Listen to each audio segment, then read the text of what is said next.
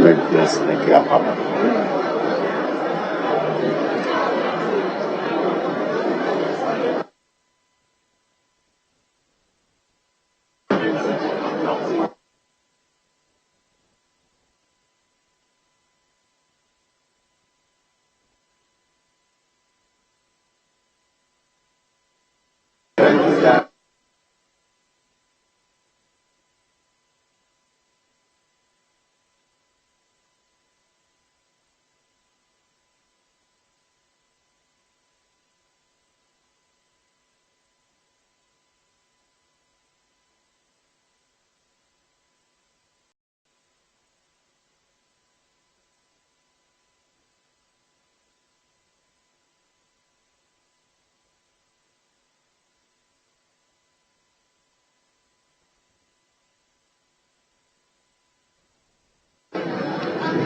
Let's have the voting.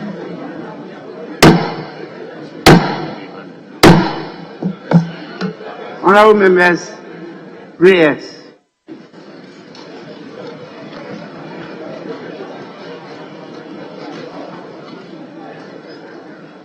Almighty God, we humbly beseech thee to look with favor upon this Parliament of the Republic of Ghana. Grant that it may perform its high duty as in thy sight. Give divine guidance to the President of the Republic, endow members of Parliament and ministers of state with discernment and vision, integrity and courage, that through the labors of government, this land and people may be well and truly served, and our good purposes for the common human life be realized in our midst. Amen. O God, grant us a vision of our country, fair as it might be, a country of righteousness, where none shall wrong his neighbor, a country of plenty, where evil and poverty shall be done away with, a country of brotherhood, where all success shall be founded on service and honor shall be given to the deserving, a country of peace, where government shall rest on the will of the people and the love for the common good. Bless the efforts of those who struggle to make this vision a living reality. Inspire and strengthen our people, that they may give time, thought, and sacrifice to speed the day of the coming beauty of Ghana and Africa. Amen.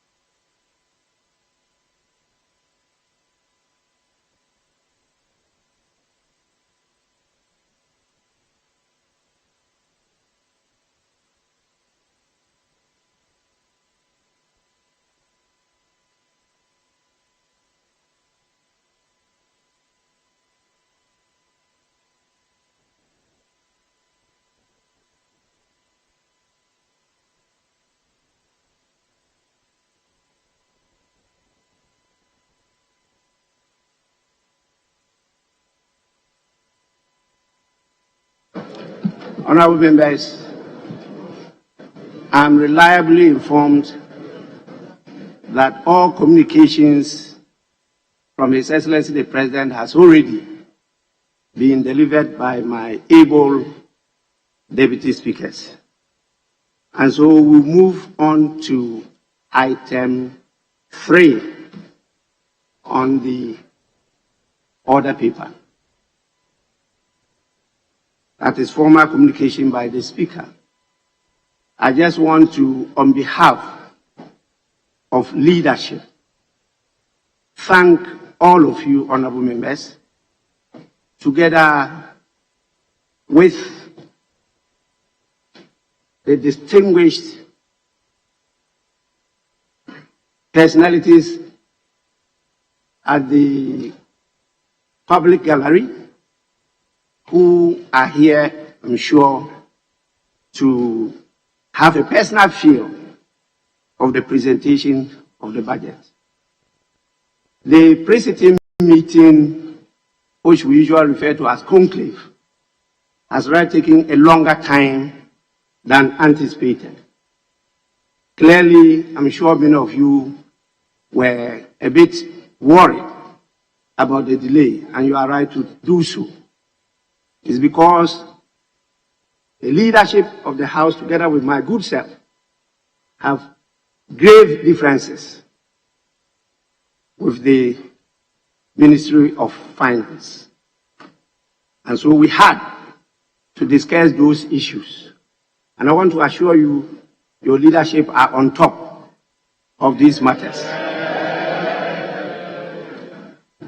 And so we decided, as representatives of the sovereign people of Ghana, His Excellency represents the state. We represent the people. And so the presentation will be done today. As we go along, we believe that there will be enough time for the differences to be ironed out smoothly for the interest of everybody in this country. And so I thank you for your patience. We are grateful for your endurance, and we assure you that the leadership have taken serious note of all the concerns you've expressed, and as we go along, the solutions will be forthcoming.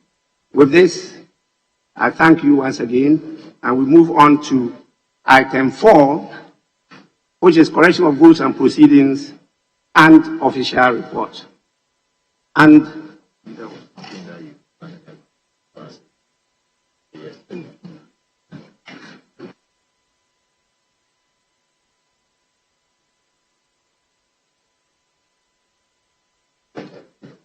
well, the chief advisor on procedural matters to the Speaker, that is the clerk himself, have kindly drawn my attention to the success story of the Speaker's Breakfast Forum, which took place yesterday at Kumasi. I think today is what? Today is Wednesday. Oh, I'm yesterday's man. Yes, Monday. I think it was well organized. Civil society presence was impressive. The contributions were excellent, quality, and I think that we are all guided by the outcome of that breakfast meeting. And I want to take this opportunity to thank leadership, and more importantly, His Royal Majesty Otumfuo Osei-Tutu II for hosting the breakfast meeting and for all the largesse he put at our disposal. We were comfortably hosted by him, and it's something that I think we should continue to do. We cannot keep on always holding this only in Accra. You know, Accra is not Ghana, is part of Ghana. And so the next one will not be hosted in Accra again. And it will not be hosted in Kumasi. I have that discretion. I will decide where it will be hosted. So I thank leaders. They did so well in spite of the fact that they just landed after a long trip to represent the country. They were all present and they contributed to the discussions.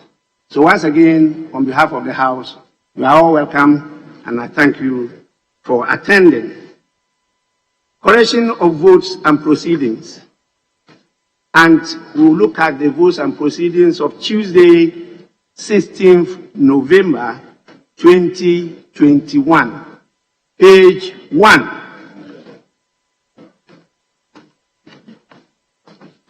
Page 2, page 3, page 4, page 5, page 6, page 7, page 8, Page 9. Yes, Honorable Member. Right, Honorable Speaker, on page number 9, item 6, 230, the last sentence, associated to, I think the most appropriate composition should be associated with. That is more commonly used as compared to 2. Thank you. You said page 9, item 6? 230. 230. The last sentence, associated to, should be associated with. That is more appropriate. Thank you.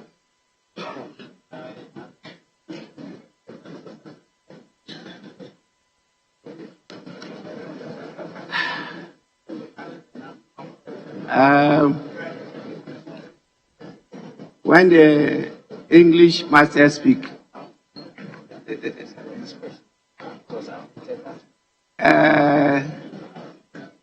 you may be right, but this is not the formulation of the table office.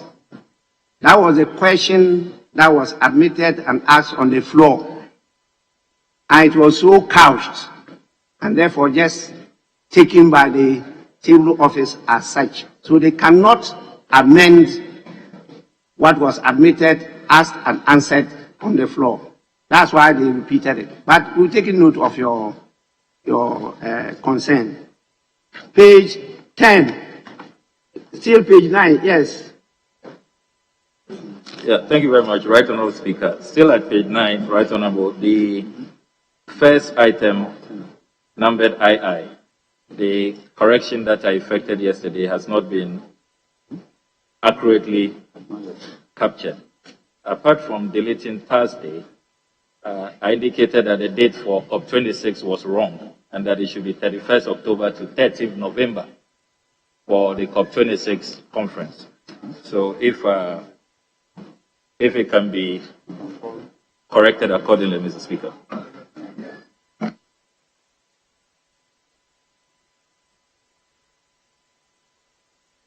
Well, we have taken note of your concern, but what they simply did was to capture the date on the statement. It could be wrong, stated there, but they just repeated what was on the statement delivered by the member. Well, we've taken note of your concern. Yes, Honorable. Thank you, Right Honorable Speaker. Right Honorable Speaker, let me turn you back to page 7. I notice that my name has been omitted as being present, and it has been stated at page 8, number 46, as me being absent at yesterday's sitting. Yesterday I was present, Mr. Speaker. Table office, kindly take note. Page 10. Yes, Honorable. Mr. Speaker, on page 10, number 8, the Honorable Member for Inshiaisu, Dr. Stephen Amu, I think Inshiaisu. Is that the correct spelling, Mr. Speaker?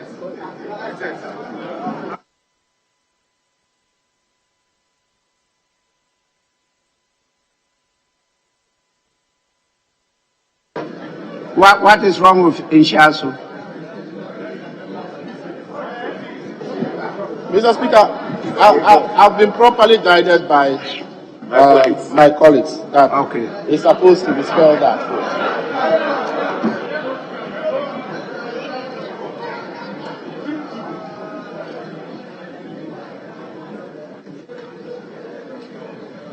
Yes, Minority Leader. Speaker, just traveling between page 10 and page 11 was another significant matter of a committee that we resolved that I had raised a matter of Article 1876 of the Constitution of having a committee to look at post-public accounts committee reports and the consequential actions. The leader of government business then referred to Article 1844 same matter with foreign exchange receipts. And the resolution was that we would have a committee as soon as practicable to look into those outstanding matters. I thought that it should have been captured between page 10 and 11, especially after the committee that was indicated that by Thursday, 18 November 2021 should be put in place. The leader of government business assured that this committee will be in place before the end of this meeting. Thank you, Mr. Speaker. Yes, please. Thank you very much, Right Honourable Speaker. Right Honourable Speaker, in addition to the Honourable Minority Leader's concern, there were two questions that the House had to defer. The one from the Transport Minister, for the Transport Minister, which he requested another date, the Pro-East question. And then the other question from the Honourable Patrick Boama, which he made an application to the Speaker that he had stepped down for further consultation with the Attorney General. I thought that, Mr. Speaker, that should be captured to reflect a comprehensive account of what happened yesterday. Yes, Honourable. Right Honourable Speaker, on page 8, pardon me for taking you back, my name has been captured as being absent, but I was present yesterday. Thank you. Then, number 31. Yes, table office, kindly take note of all the concerns that have been raised. But may I advise members that when we go beyond a page and you later discover some corrections we made, please kindly approach the table office. You don't take us back. Page 11. Yes, Honourable. Right, Honourable, the second paragraph of item numbered 9 at page 11, the Honourable Second Deputy Speaker accordingly withdrew the referral. It should be from the Committee on Roads and Transport and not to.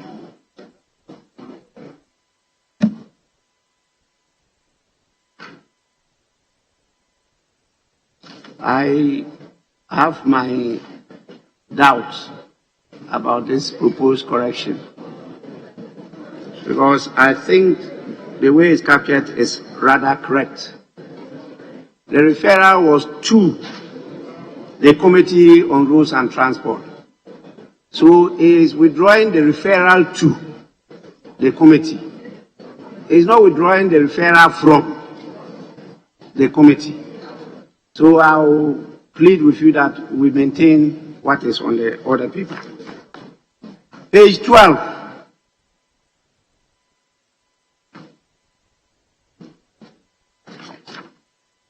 Page 13. Yes, Honourable Member for, is it Kwadaso, right?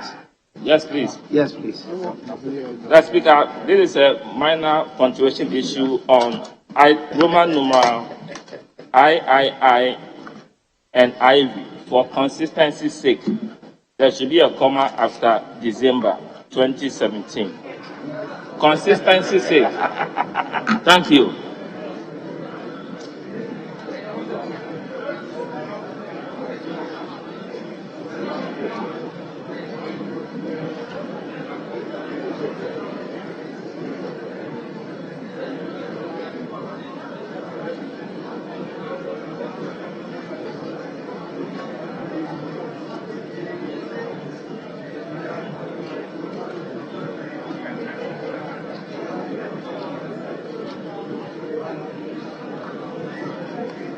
Well, noted.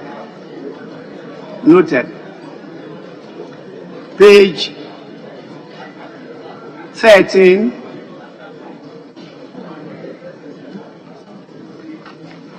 Page 14.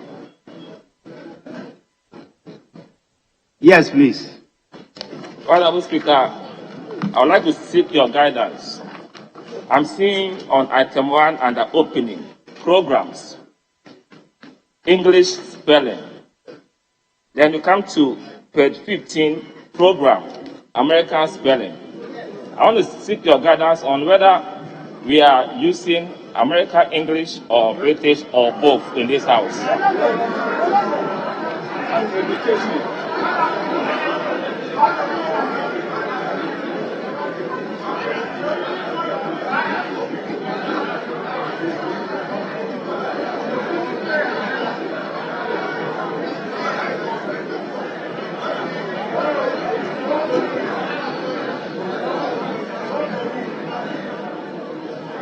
Honorable member, so far as Ghana is concerned, we are using both.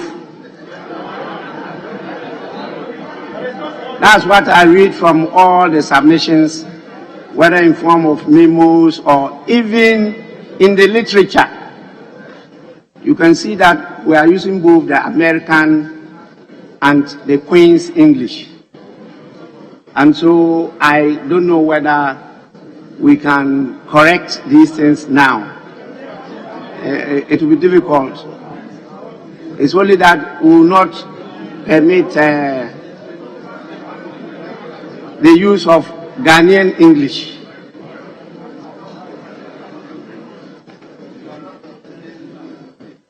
Page 15.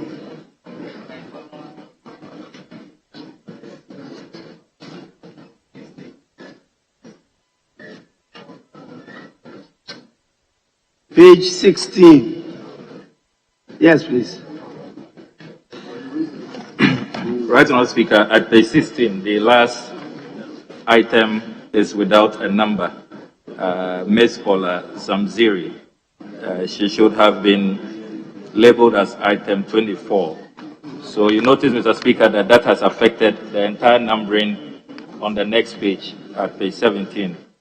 So instead of 33 people attending upon the committee, we have 32 because of that omission at page 16. Yes, table office, kindly take note. Yes, honorable member. Thank you, Mr. Speaker. Mr. Speaker, item numbered 23, Roman numeral XBIII. Mr. Franklin Soa. His designation is Director, Sales and Marketing, but the sales is without an S. Sorry, I didn't get the number. XBIII. Mr. Franklin Soa, Director, Sale and Marketing, but it should be Sales and Marketing. Table office. And take note. Yes. Miss Paula Samziri. The name is Paula Samziri. S-A-N, not S-A-M. It's been captured as S-A-M-Z-I-R-I. It is S-A-N. Thank you, Mr. Speaker. Thanks for the correction. Table office, take note. Page 17.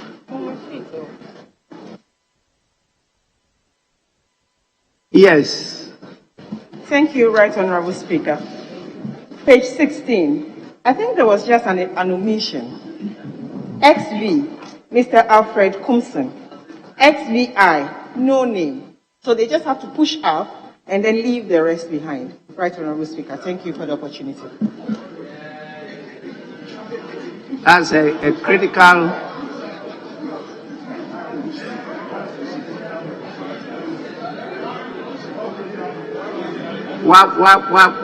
what is exciting members? Push up.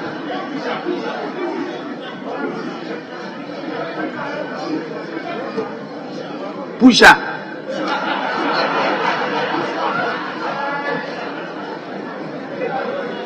No, she said it should be pushed down. She didn't say push up.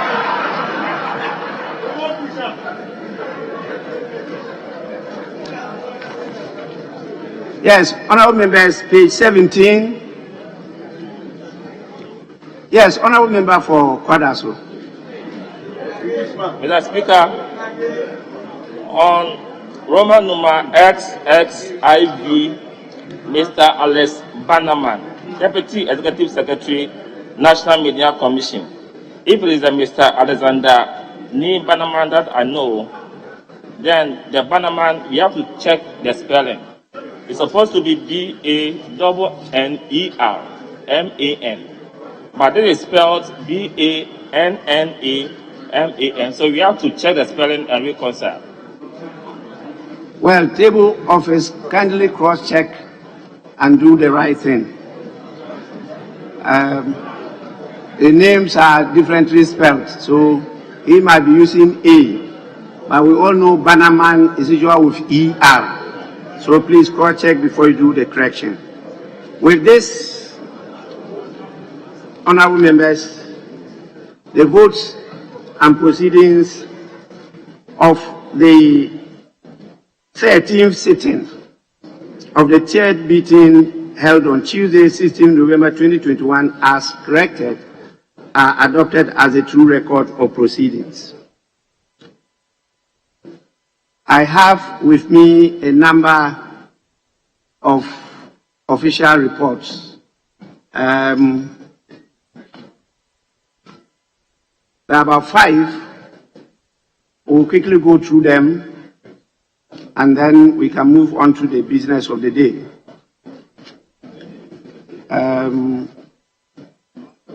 Actually, I have many copies of one. There are rather 3. We'll start with Friday, 16th July 2021. Any corrections?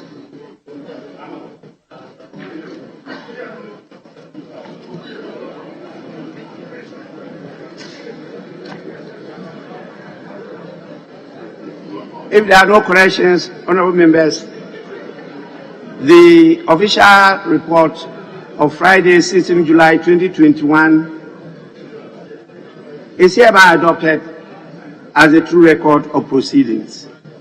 We now move to Wednesday, 21st July 2021. Any corrections? Yes, honorable member. Yes, please.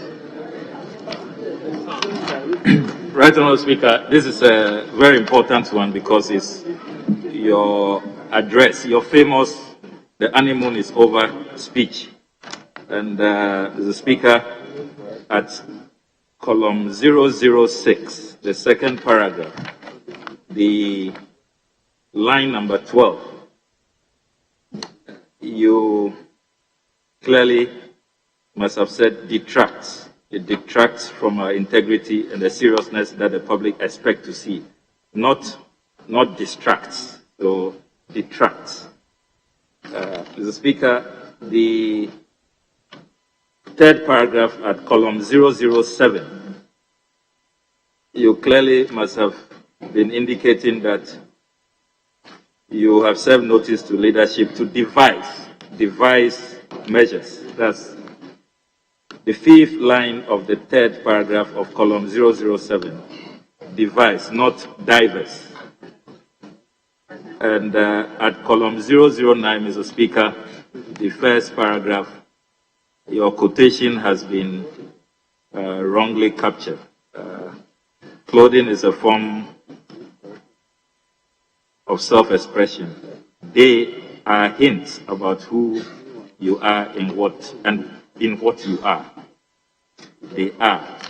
So if that quotation can be corrected accordingly, since this is Mr. Speaker's address. Thank you, Mr. Speaker. Yes, the table office kindly take note and make the necessary corrections. Any further corrections?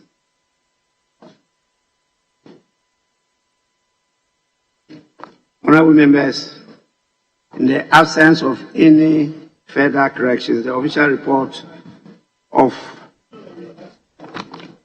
Wednesday, 21st July 2021 is hereby adopted as a true record of proceedings. The last one is Wednesday, 27th October 2021. Any corrections? Yes. I'm grateful, right, Mr. Speaker. At column 23, the fourth line, Mr. Speaker, it should be institutions. The next paragraph, the fourth line, the construction ought to be looked at. It should be changed and not how it has been captured. The Ghana School of Law has also not been captured accurately. The last line of the second paragraph. At column 24 as well, circumstances. The Hansa department will have to look at that. And then the third paragraph at column 25, members of parliament, not members of parliament as in plural. That will have to be cleaned up. Mr. Speaker, finally at column 42, the last paragraph, the Indian parliament should be captured accurately. Thank you very much. Table office, I hope you'll be following. And if you have any difficulty, you can cross-check from the member and do the writing. Any further corrections? Honorable members, in the absence of any further corrections, the official report of Wednesday, 27th October 2021 is hereby adopted as a true record of proceedings. We will move straight on now to the commencement of public business. That is item 6. We will not take item 5. We go to item 6, and that is presentation of papers. The following papers to be presented. 6A by the Minister for Finance, Roman 1.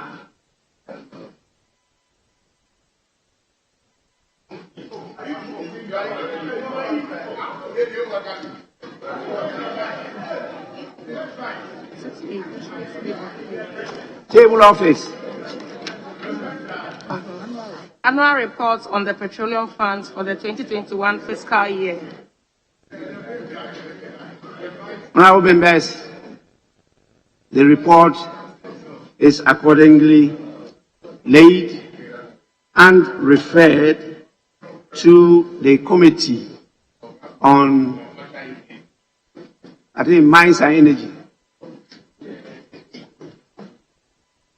for consideration and report to the House. 6A Roman 2 by the Minister for Finance.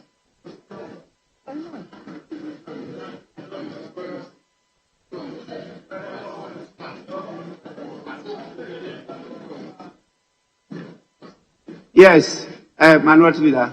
Mr. Speaker, your referral of the annual report of the petroleum funds. Ideally, the Committee on Finance must be one. Appropriately, the referral should go to the Committee of Finance. But if you so wish that it should go to a joint committee, Mr. Speaker, we can respect it. Because it's on the utilization of the petroleum funds for the 2021 fiscal year. With respect, Mr. Speaker. Well, that's why I raised the issue. And I was expecting input from the leaders. And since we're not responding, I decided to do the referral. And so we will refer to both. Yes. Yeah, thank you, Mr. Speaker. It is just to draw the House's attention to the fact that for the previous year has just been laid by the Finance Committee. It has to do with the management of the funds rather than petroleum matters. So traditionally, it has been a referral to the Finance Committee. The point you people are raising is that it should still be referred to only the Committee on Finance. You are not interested in the joint.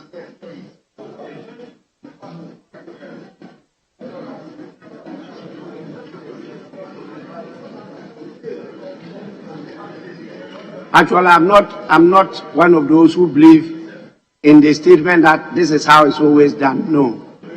Me, I conform to transform. I just conform because that's how it's always done. If that is how it's always done, you always reap the same results. We want to move forward. We want to develop. So please, we are looking at the best way of doing it. But if it is a case that the House wants us to see continue with that, because it's usually well done, why not? Yes. Well, thank you, Mr. Speaker. I guess you are just arriving at the point I wanted to make. It's the precedence it sets. But most of the items that will be referred to the Finance Committee relate to some sector. So as soon as we get into the business of joining them, we're going to have almost every referral to the Finance Committee. No, not necessarily. Don't go there. Not necessarily. You know, this is a very critical sector of the economy. This is a very critical sector of the economy, petroleum. And we have a committee overseeing that sector. And now we deal with management of the funds. And that management is always referred to the Finance Committee. And so just saying that that other committee should be part of it, a joint committee, I don't think there's anything wrong with it. Yes. Mr. Speaker, I make reference to the papers to be presented by the Minister for Finance. The annual report on the petroleum funds for the 2021 fiscal year. We are now in November, so it is not possible for the minister to submit a report covering the entire year. So it should be clearer that he can specify the period for this particular report. If it is from January to June, they should state it. But so we are both not 1 and 2. Honorable Member, we are not debating the report yet. The report is now being presented to us. When you go to the report, you find the details. And if there's an issue to raise on that, you raise it in the report to the House. But now it's just presentation. Honorable Members, that is still what is referred to the committee to deliberate on, including the caption. You can't disagree with me on this matter. Whatever is laid here and referred to the committee is subject to the consideration of the committee. And if you see anything wrong, even with the caption, you have the right, including the left, to put it in your report.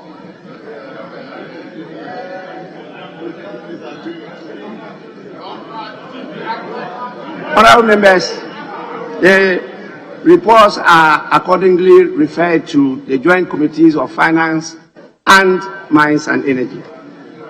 The second one, which deals with the collection and utilization of the African Union Import Levy for the year 2021 fiscal year, I think the proper committee to refer it to will be the Finance Committee.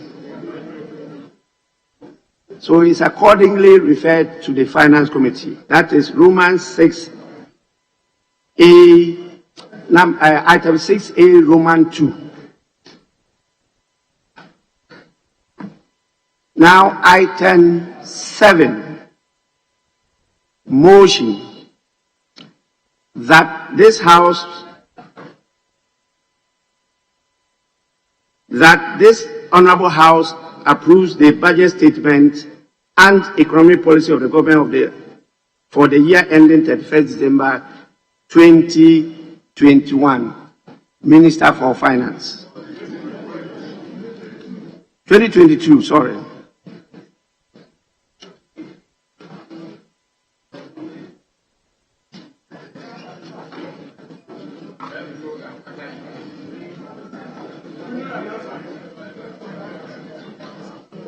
Please, honorable members, let's listen to the minister with rapt attention. Our constituents are watching and listening to us.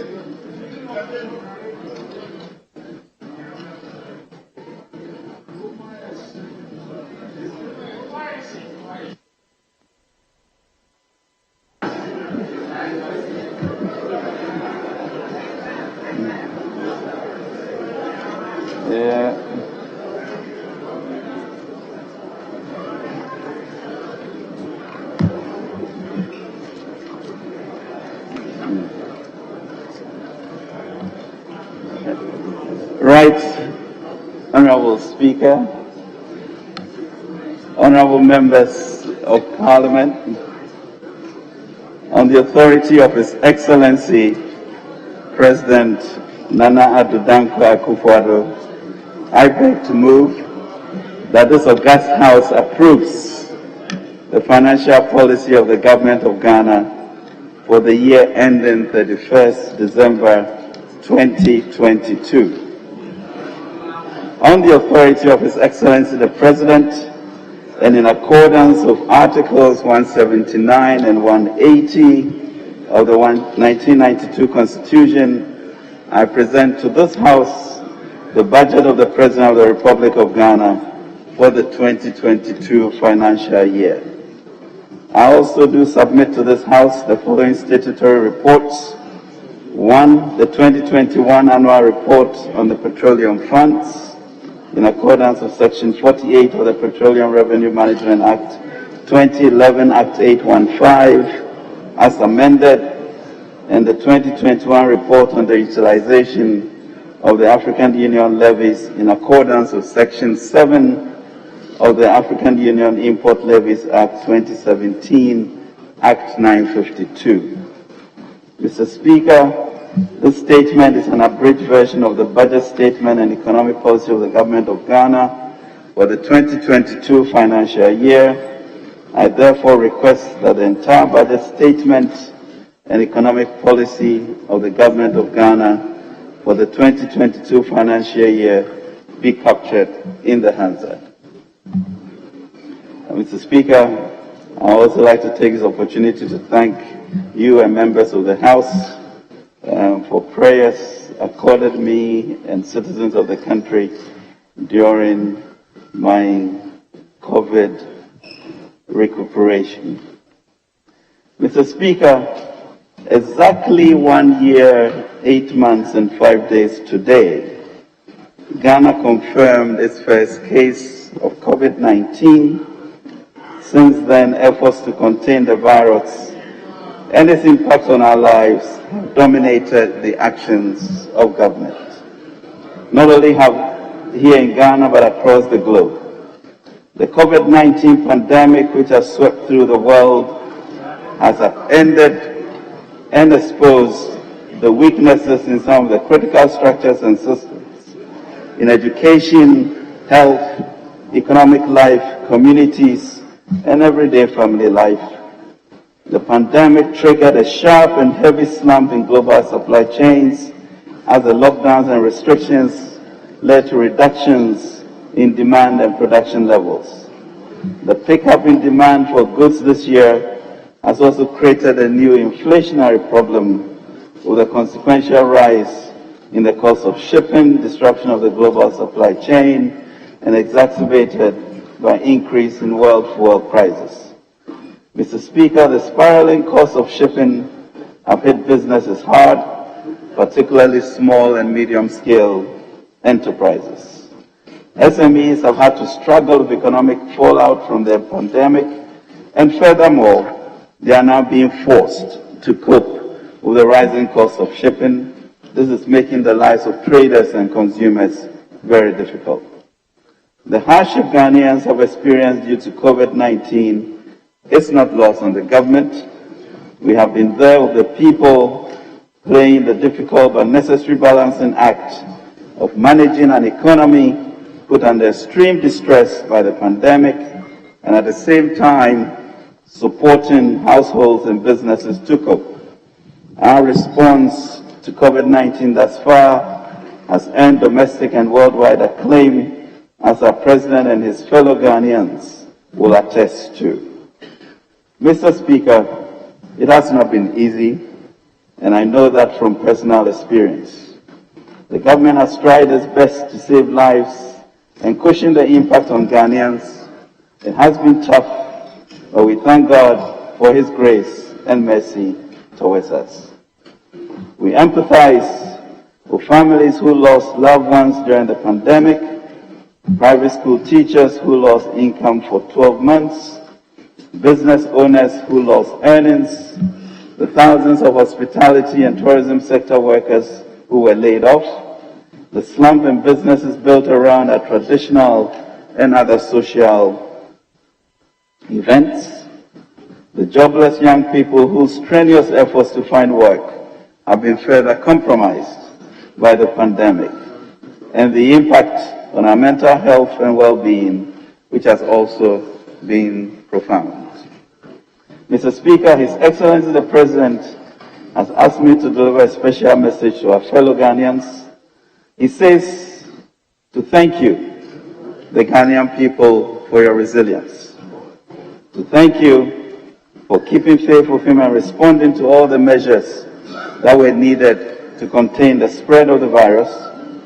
He wants to assure you that together we are fighting this, and we are fighting this to win together. Mr. Speaker, at the beginning of the pandemic, both the immediate as well as persistent health of the pandemic was bold, decisive, and compassionate, but also costly. Responsible government, alive to the concerns of the people, we have had no choice but to implement critical interventions to take lives and to save lives, including feeding nearly 2.8 million people with hot meals. We also collaborated with our faith-based organizations to provide 470,000 families with food packages. Mr. Speaker, to mitigate the health impact of the pandemic, government also employed additional 38,000 nurses. Tax exemptions worth 36.8 million Ghana cedis were also granted to our frontline staff, while 10.1 million and 4.78 million households were provided with free water and electricity, respectively. To facilitate the mass reopening of schools, government provided 11 million students and staff with essential supplies such as face masks, paper towels, liquid soap, and sanitizers, all at great cost. Cooked meals were also provided to final year JHS students in both public and private schools. Mr. Speaker, these have been expensive, but we knew that the cost of doing nothing and disrupting the education of our children for an entire academic year would have been even greater. I'm proud to announce that not a single Ghanaian public sector worker was laid off as a result of the impact of the pandemic on our public finances, and we have managed to pay them monthly, and we are grateful to the unions for their cooperation in this regard. Under the Coronavirus Alleviation Program Business Support Scheme, CAPVAX, Ghana Enterprises Agency provided 302,000 successful applicants across various sectors and regions with loans amounting to 523.11 million Ghana cedis. Mr. Speaker, we also ensured payments of our obligations to contractors and provided payroll support to some state-owned enterprises to guarantee jobs. Thankfully, our President led and acted decisively and wisely, and his leadership paved the way for many other countries in Africa and beyond. Mr. Speaker, let me assure the House that we are working hard to get back quickly to the pre-pandemic fiscal and debt trajectory. The fiscal policies implemented to provide relief during the pandemic has led to an increase in total public debt. The situation was made worse by the big drop in revenue collections last year. Total revenues in 2020 fell by 11.93 billion, equivalent to 3.1% of GDP, while total expenditures increased by 14.08 billion, equivalent to 3.7% of GDP.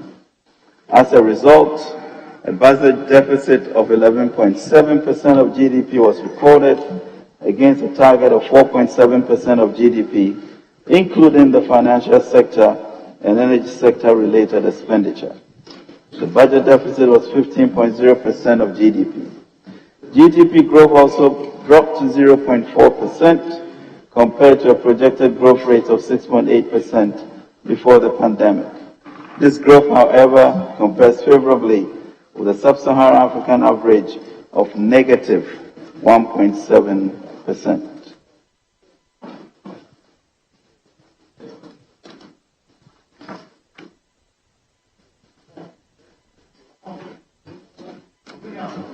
Mr. Speaker,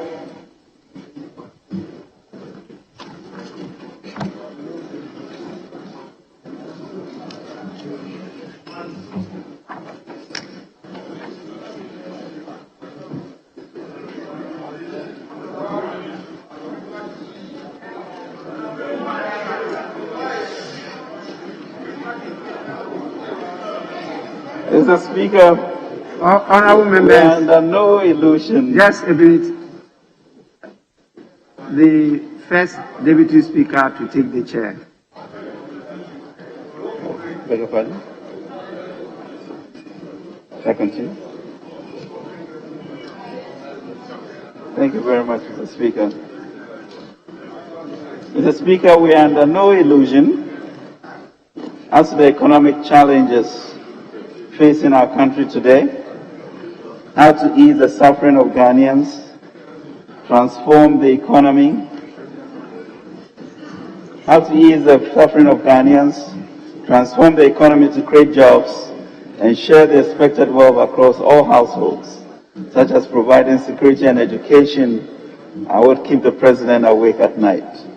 How to broaden the revenue base, keep a grip on expenditure, protect the public purse, and at the same time build with urgency the needed infrastructure, collecting revenue, managing our debt and expenditure commitments, and paying the bills to stimulate economic activity are the orders he has given to us, his ministers, and other appointees to carry out over the next 3 years.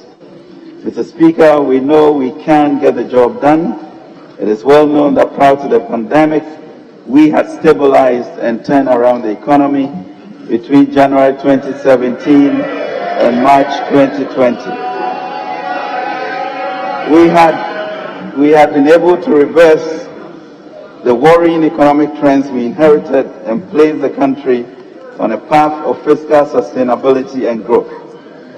We doubled the economic growth rate from 3.4 percentage points to an average of 7% between the period. It is undisputed, Mr. Speaker, that we brought down the fiscal below the 5% threshold. We improved our gross international reserves from 4.9 billion to 9.9 billion, 4.7 months of imports. We provided free SHS for 1.2 million Ghanaian students. We provided free hot meals for 3.4 million public pupils in basic schools.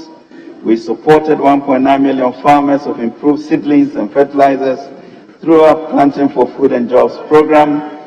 We provided temporary employment to 100,000 of young people through the NAPCO program. We abolished several Newton taxes.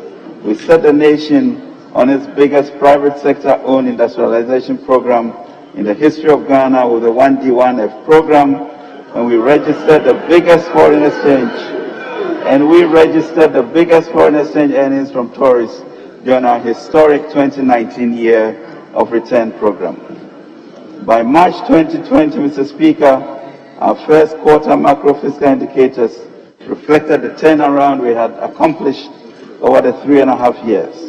Indeed, we had just experienced an oversubscription of our 3 billion bond issuance and set a record of the longest sovereign Africa bond of 41 years on the international capital markets as a result of strong investor confidence. Mr. Speaker, then COVID struck. This derailed our transformation agenda and eroded the program we had attained the previous year. The focus on the 2021 budget statement and policy presented on 12 March 2021 was therefore anchored on debt sustainability and consolidation while providing some fiscal stimulus. We set out to complete ongoing programs and projects, consolidate the gains from the recovery efforts, and continue our agenda towards the revitalization and transformation of the economy. Today, 17th November 2021, I'm here on behalf of His Excellency the President to provide this august House with an update on progress we have made towards post-pandemic economic recovery following the confidence Ghanaians repose in him with a renewed mandate on 7th December 2020. I'll also share with you the plan to get us back to pre-pandemic macro stability and growth levels. More importantly, Mr. Speaker, I'll share the President's strategy to improve the living standards of Ghanaians and address the central challenge that confronts us today, unemployment. Mr. Speaker, we have no doubt in our capacity as a government to turn things around. We turned around the economic crisis we inherited in 2017. We are turning around the economic crisis.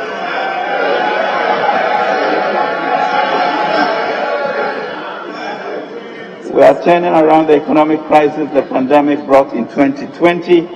The challenge is on, and we are determined to prevail. And with the people behind us and the Almighty on our side, we know we shall prevail. The budget is intentional about building a sustainable entrepreneurial nation through fiscal consolidation and job creation. This may be an uncomfortable transition, but we are people who think deeply. We must progress and become a people who also make things happen for ourselves and the world. We must embrace this challenge, Mr. Speaker, of becoming a vibrant entrepreneurial nation. Mr. Speaker, data on the performance of the economy as at end September 2021 indicate that the implementation of the 2021 budget is largely on track. Provisional GDP data released by the Ghana Statistical Service in September 2021 indicate that overall real GDP grew by 3.1% in Q1 and 3.9% in Q2. Thus, the economy grew by an average of 3.5% in the first half of 2021 against the 0.8% in the same period, 2020. Mr. Speaker, headline inflation declined sharply from 10.4% in December 2020 to 7.5% in May 2021, broadly reflecting well-anchored inflation expectations, exchange rate stability, and favorable food prices. However, inflation picked up to 10.6% in September 2021 on account of stocks from domestic fuel price adjustments and increasing domestic food prices arising partly from climate-related factors, input supply bottlenecks, delayed harvest, and world food price increases. Inflation rose further to 11% in October, driven by non-food inflation. Mr. Speaker, preliminary data for the first 9 months of the year indicate that government's fiscal operations resulted in a cash deficit of 33.9 billion, equivalent to 7.7% of GDP, compared to the revised target of 32.6 billion, equivalent to 7.4% of GDP.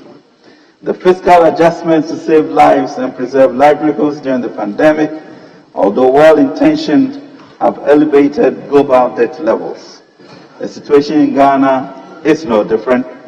The provisional nominal debt stock, including financial sector bailout costs and energy sector IPP payments, stood at 341.76 billion, equivalent to 77.5% of GDP as at end September 2021, up from 291.63 billion, equivalent to 76.1% in December 2020.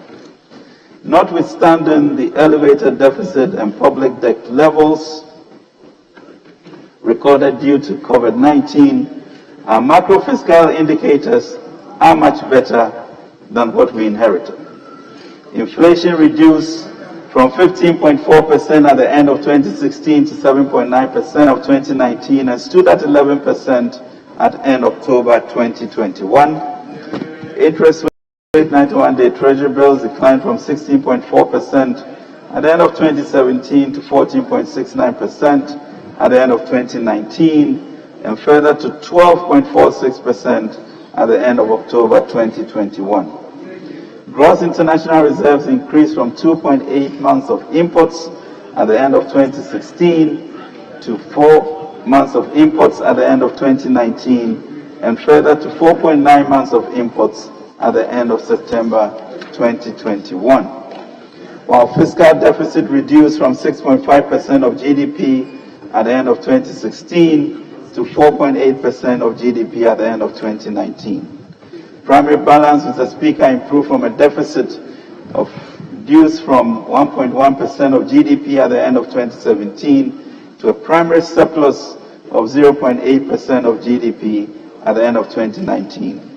GDP grew from 3.4% at the end of 2016 to 6.5% at the end of 2019.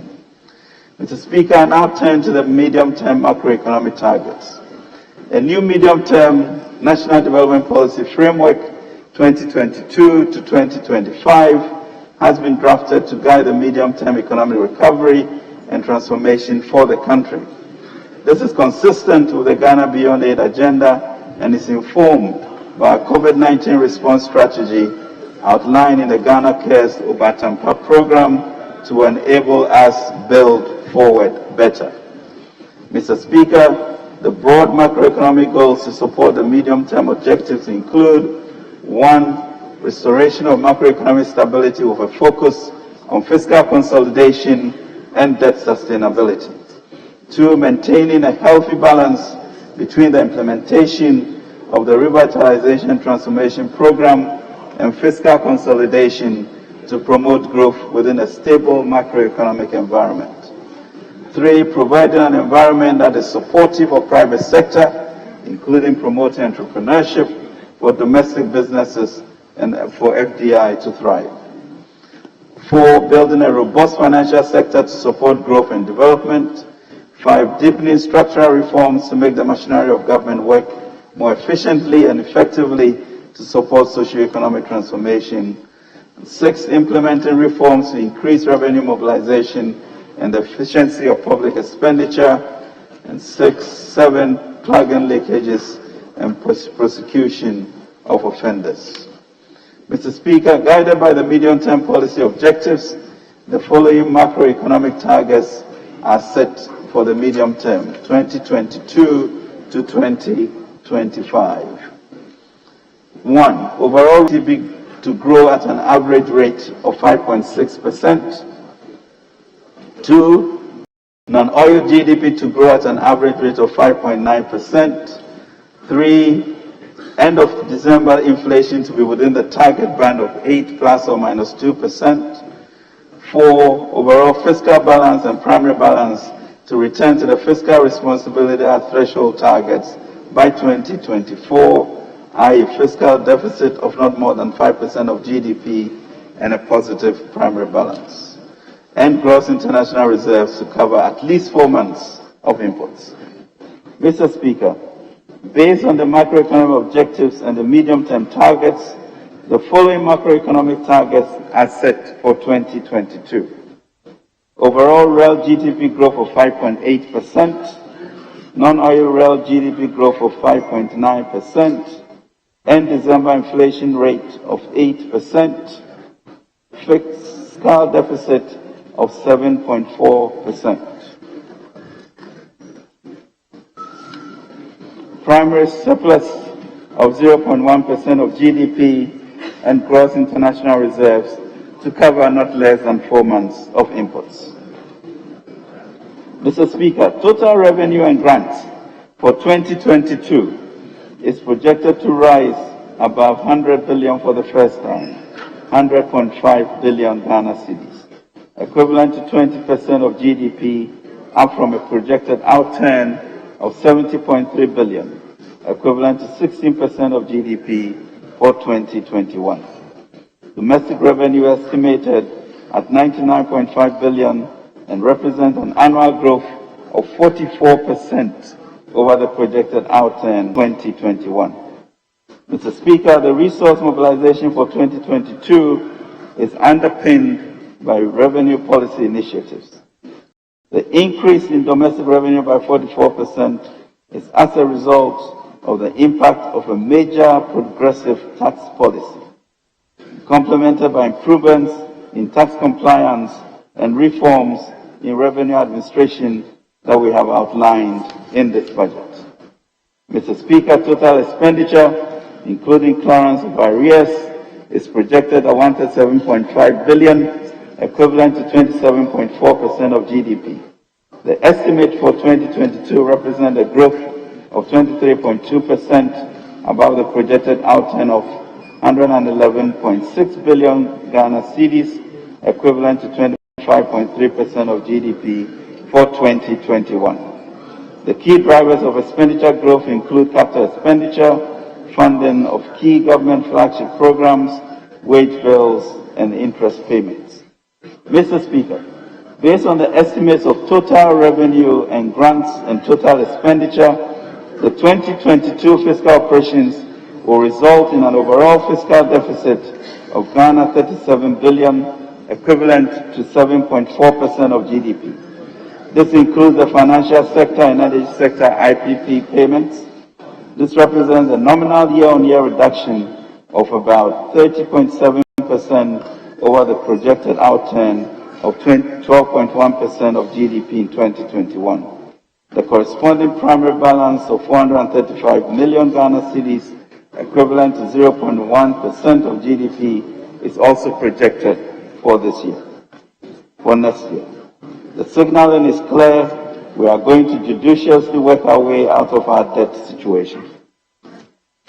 Mr. Speaker, total foreign financing of the deficit, as well as exceptional financing, namely the IMF special drawing rights, would amount to 9.1 billion, equivalent to 1.8% of GDP, and will include a planned international financing program of 750 billion for liability management and budget support, particularly capital expenditure.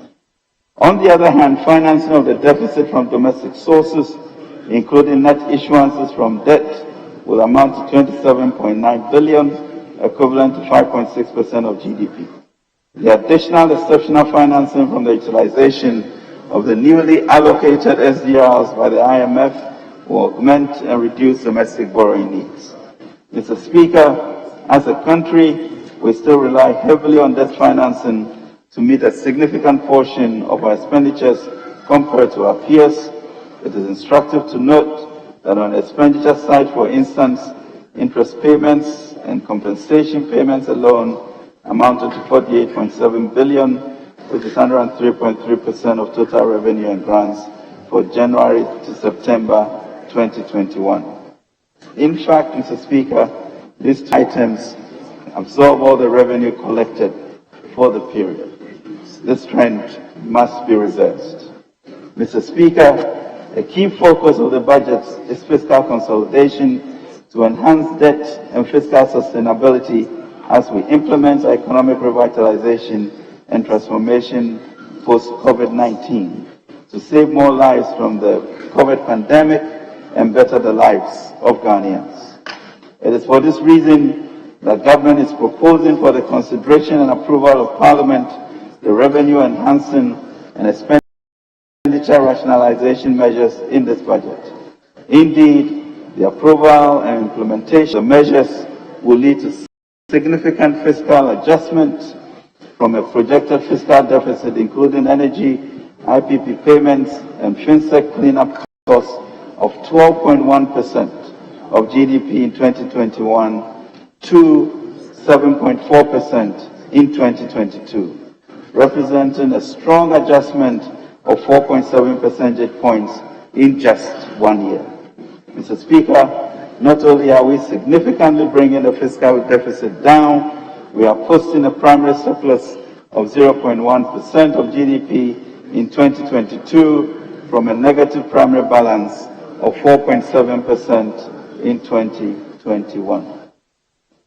We are confident, though, that the needed fiscal space to continue to support broad-based inclusive growth will not elude us. Mr. Speaker, as a people, we are very proud of our history and heritage. We believe in our ability to be self-sustaining. After all, we are a country that became the world's largest producer of cocoa, with farmers working on small farmlands. These farmers bring in some $2 billion annually. We believe in our capability to mobilize the resources, human, natural, and domestic finances to transform our lives. This will require that we share the burden so that every adult Ghanaian will contribute to the delivery of critical infrastructure, social services, and improved lives. This revenue mobilization must be a collective effort, and we must all contribute to make this a reality. Mr. Speaker, the Ghana Statistical Services has completed the preliminary report on the 2021 population and housing census. The census provided useful information that would inform the effective planning and implementation of government policies. However, the data presented also shows some trends that need to be addressed to build a more equitable society. Interestingly, out of the total population of 30.8 million, only 2,364,348 persons are bearing the burden of the entire population as taxpayers as at August 2021. Registered voter population of 17,027,941 as of 2020. Only 1,643,839 persons are captured by SNIT as active contributors to Tier 1 pensions, and 2.1 million, less than 10% of the total population, as active contributors to Tier 2 as of June 2021. Only 45,109 entities are registered as corporate taxpayers. Only 54,364 persons are registered as self-employed taxpayers at the Ghana Revenue Authority, and only 136,198 entities are registered businesses at the Registrar General's Department as of August 2021, of which 80% are self-employed. Mr. Speaker, compared to our peers within the middle income brackets, these statistics are a poor reflection on us, and we need to change the narrative. We must resolve by the next census, we should have changed these statistics to become an upper middle in line with our Ghana Beyond Aid agenda. We must far eclipse the 20% threshold of revenue to GDP ratio of our West African peers by 2024. Mr. Speaker, below are the regional breakdown of tax contributions from 2017 to 2021.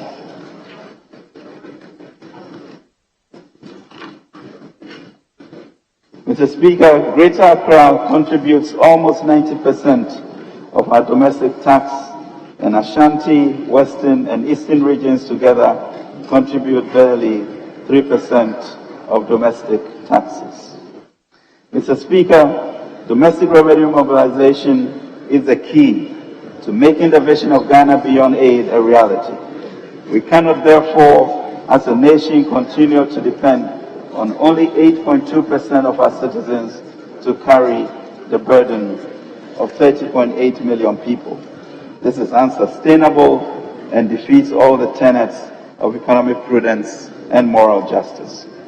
Our resolve to use revenue policy to support local industry and generate the desired environment for growth has not waned. In the coming year, government will introduce measures that will revamp the industry and make their products competitive in both the local and international markets.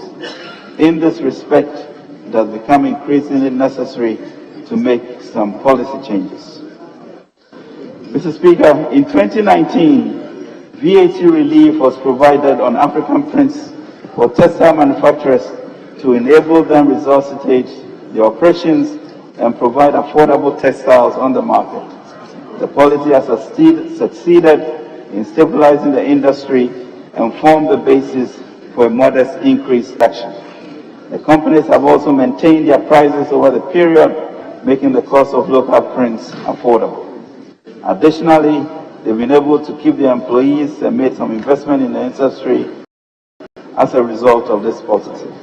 To consolidate the gains and expand production in the industry, government has decided to extend the relief for a further 2 years.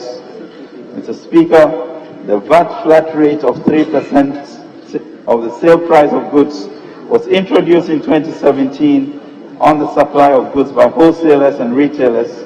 Subsequent reforms to the taxes on the supply of goods and services have made local goods with imported substitutes uncompetitive. Government is correcting this anomaly by limiting the flat rate to only retailers. All other supply of goods and services will attract a standard rate. The object of the flat rate is to provide a simplified system for small-scale enterprises. To ensure that this objective is achieved, the rate will be applied to retailers with annual turnover not exceeding 500,000 Ghana cedis. All other retailers and wholesalers will be charged the standard rate. After 2.5 years of operation, the temporary benchmark discount policy on imports introduced as a stopgap measure has been reviewed to make it more efficient and better targeted. This is consistent with government policy to promote local industry and improve foreign exchange earnings. We are committed to a program of turning our enterprising traders into manufacturers of widgets, tools, and other machinery necessary as inputs for our industrial growth. Mr. Speaker, revenue compliance and enforcement sits at the heart of domestic revenue mobilization. The Ghana Revenue Authority, buoyed by the Revenue Assurance and Compliance, will continue race with its enhanced compliance measures to expand coverage and plug revenue leakages. The modified taxation system introduced in 2015 through the Income Tax Act 2015 Act 896 is to provide a simplified system of tax compliance for the informal sector and small-scale individuals in business. This law will be amended to increase the threshold from 200,000 to 500,000 Ghana cedis per annum. Exports of unprocessed gold by small-scale miners through official channels have dwindled from over 1,600,000 ounces in 2019 to below 100,000 ounces as of September 2021 through smuggling. To stem this tide, government, in consultation with the stakeholders in the industry, has decided to reduce the withholding tax rate for sale of unprocessed gold by small-scale miners on whom the incidence of the tax is from 3% to 1.5%. The government is committed to working with the relevant agencies and stakeholders in the industry to ensure compliance at a reduced rate of 1.5%. Mr. Speaker, property rates have the potential to increase revenue mobilization for MMDAs and release resources for provision of basic infrastructure as well as the needs of our localities. Property rate assessment and collection pose a challenge to most MMDAs and are fraught with inefficiencies. Government through GRA will from January 2022 assist the MMDAs to implement a common plan for property rate administration to enhance property rate collections and its accountability. To ensure cost recovery by government in providing infrastructure for the collection of the rate, a sharing ratio will be agreed with the Assembly. Fees and charges. Government will complete its work of this House to pass the fees and charges bill for implementation in 2022.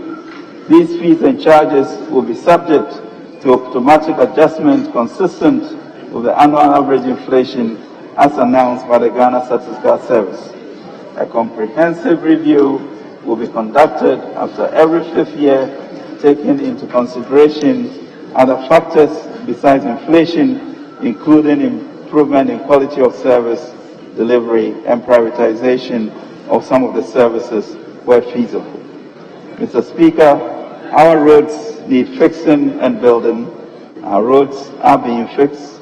It is true that more roads have been fixed and are being fixed over the last 5 years than any relative period in the entire history of our nation. We even want to do a lot more, and this budget will cater for this.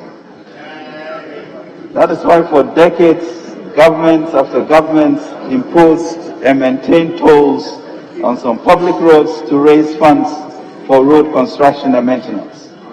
This is the situation in many countries. However, over the years, the tolling points have become unhealthy market centers, led to heavy traffic on our roads, lengthened travel time from one place to the other, and impacted negatively on productivity. The congestion generated at the tolling points, besides creating these inconveniences, also leads to pollution in and around the vicinities. To address these challenges, government has abolished all tolls, public roads, and bridges. This takes effect immediately. The budget is approved on appropriation. The toll collection personnel will be reassigned. The expected impact on productivity and reduced environmental pollution will more than offset the revenue foregone by removing the tolls. Tolls, Mr. Speaker, would be abolished on all public roads. Mr. Speaker, over the past 18 months, it has become clear that if the African continent is to be globally competitive, it must embrace the common vision of creating an integrated and inclusive digital society that improves the quality of life of citizens, strengthens the development of the private sector, and advances Africa's quest to attain the Sustainable Development Goals. Mr. Speaker, digitization is empowering. It has catalyzed financial inclusion. It mobilizes resources and directs it where it is needed. Tens of billions of Ghanaian cedis are mobilized every month and by people previously presumed too poor to open and keep a traditional bank account or even operate a mobile phone. With millions of Ghanaians tapping into the convenience of simplified online paying systems, transactions that used to take place on the blind side of the central bank is now fully visible. It is contributing to the formalization of our economy, a subject about which so much had been said for years, but which so little had been acted. With digitization, state institutions are more able to plug revenue leakages and thus increase internally generated funds. That gives them the capacity to potentially pay their workers better wages and reduce borrowing by central government for capital expenditure because they can go to a bank on the strength of their own books and so reduce the country's debt overhang over time. Mr. Speaker, the Ghana.gov initiative and its performance also indicate the opportunity to harness increases in captured economic actors from 4% to 84%, which creates a real chance to achieve the intended expansion of the tax net. Currently, we have 49 institutions of transactions through Ghana.gov. However, the number of institutions expected to go live by end November 2021 is 165. The total value of transactions from May 2021 to October 2021 amounted to 34 billion. We believe this initiative will be truly transformative of our revenue mobilization and service delivery agenda. Mr. Speaker, COVID-19 contributed to the acceleration of the digitalization of Africa. Data from the Bank of Ghana confirms a growing trend in online trade. The data showed that between February 2020 and February 2021 alone, Ghana saw an increase of over 120% in the value of digital transactions compared to 44% for the period February 2019 to February 2020. Apart from the convenience online trading offers, the surge as heavily was primarily due to the increase in the use of digital platforms as a result of the COVID-19 pandemic. Total value of transactions for 2020 was estimated to be over 500 billion Ghana cedis compared to 78 billion cedis in 2016, just 5 years ago. While total money subscribers and active mobile money users have grown by an average rate of 18% and 16% respectively between 2016 and 2019. Mr. Speaker, it has become clear that there is this enormous potential to increase tax revenue by bringing into the tax bracket transactions that could be best defined as being undertaken in the informal economy. After considerable deliberation, government has decided to place a levy on all electronic transactions to widen the tax net and rope in the informal sector. This shall be known as the Electronic Transaction Levy or e-levy.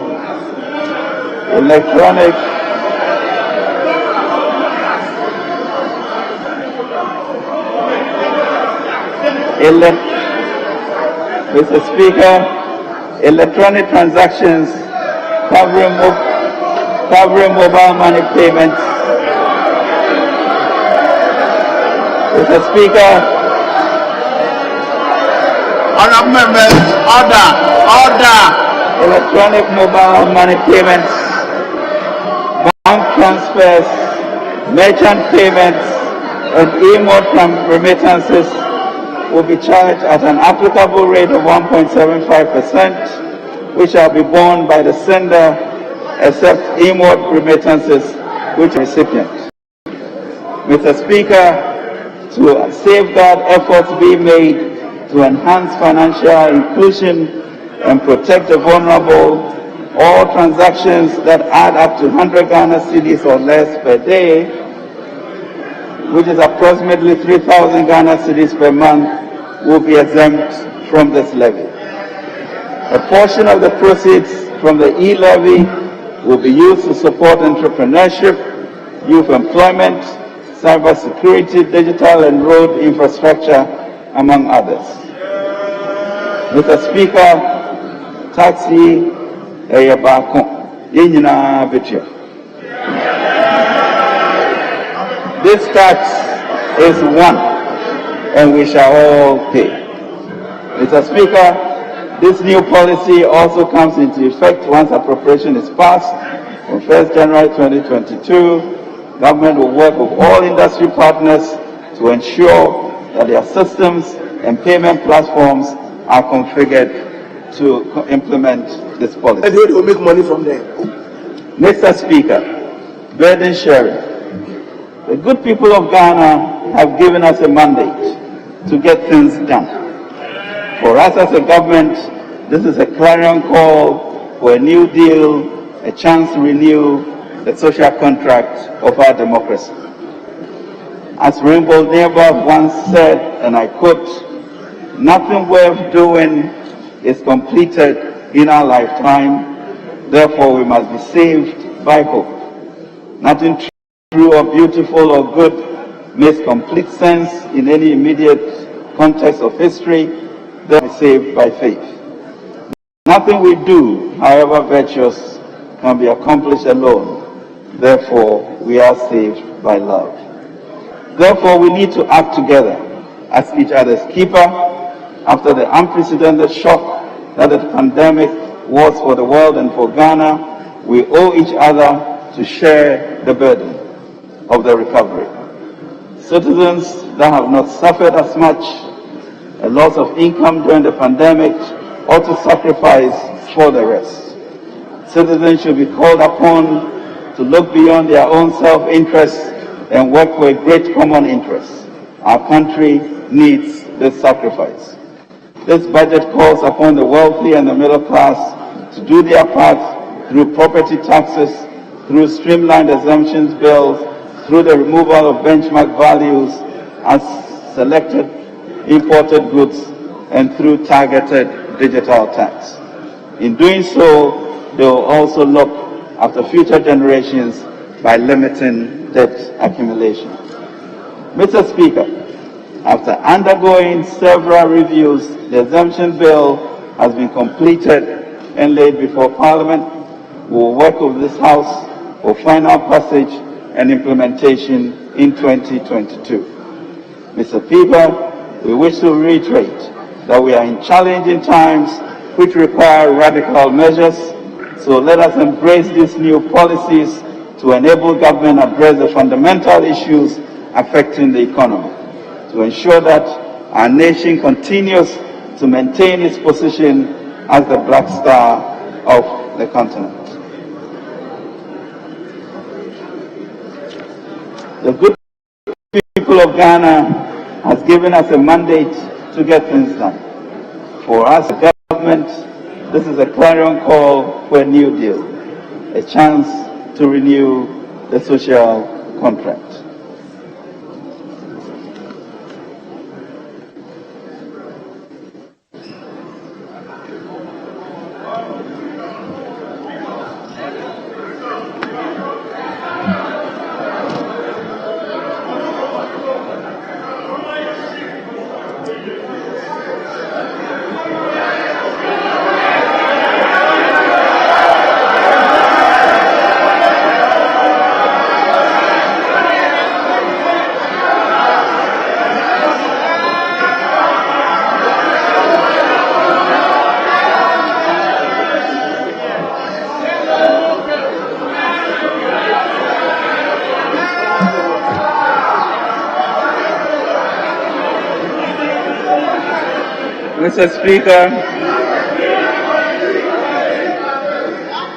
Mr. Speaker, we are building a sustainable entrepreneurial nation.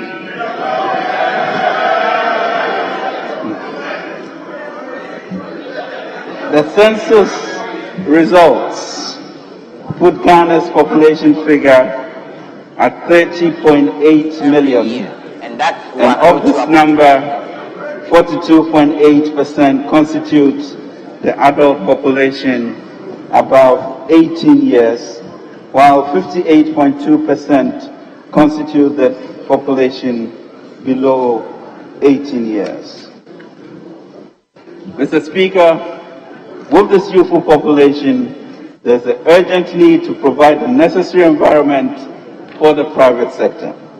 In this regard, government will implement a major intervention to empower existing private sector businesses to be robust and dynamic, to expand and create jobs, whilst giving a strong hand up to the youth. Mr. Speaker, in the past 15 years, successive governments have endeavored to implement various employment schemes to partially address the unemployment situation in the country. In 2006, President Kufuor initiated the Youth Employment Scheme, which provided meaningful employment avenues to many of our youth.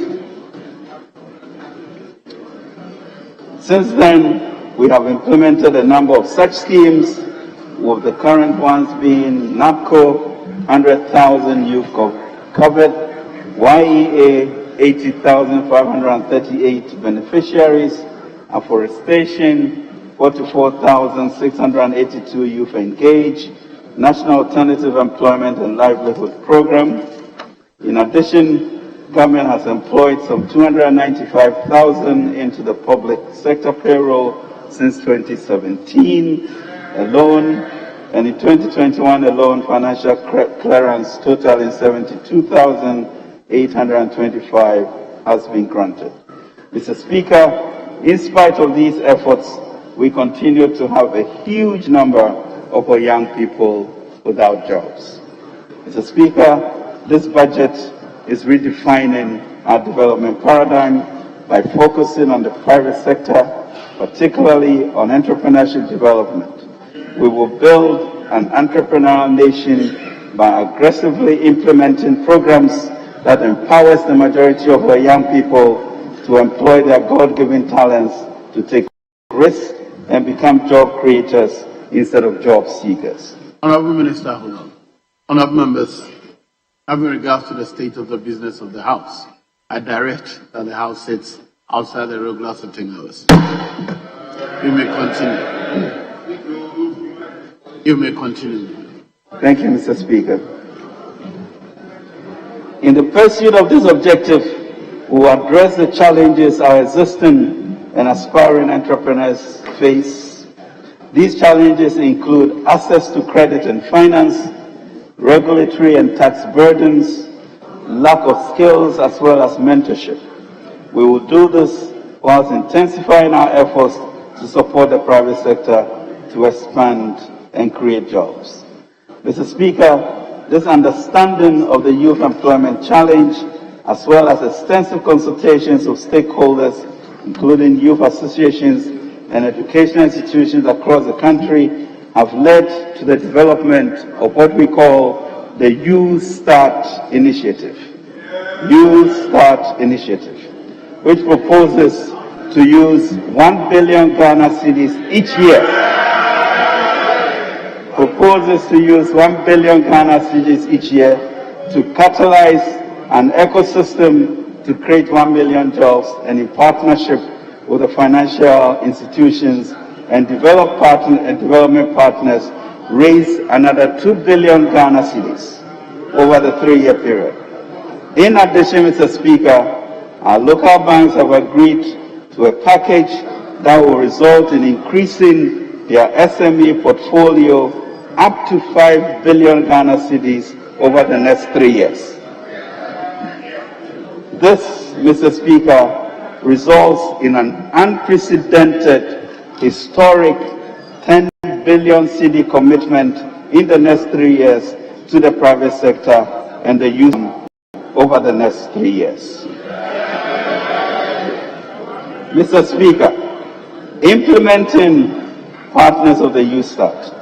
Mr. Speaker, the Ghana Enterprises Agency, the National Entrepreneurship and Innovation Program, and partner financial institutions will serve as the implementing arm of Youth Start.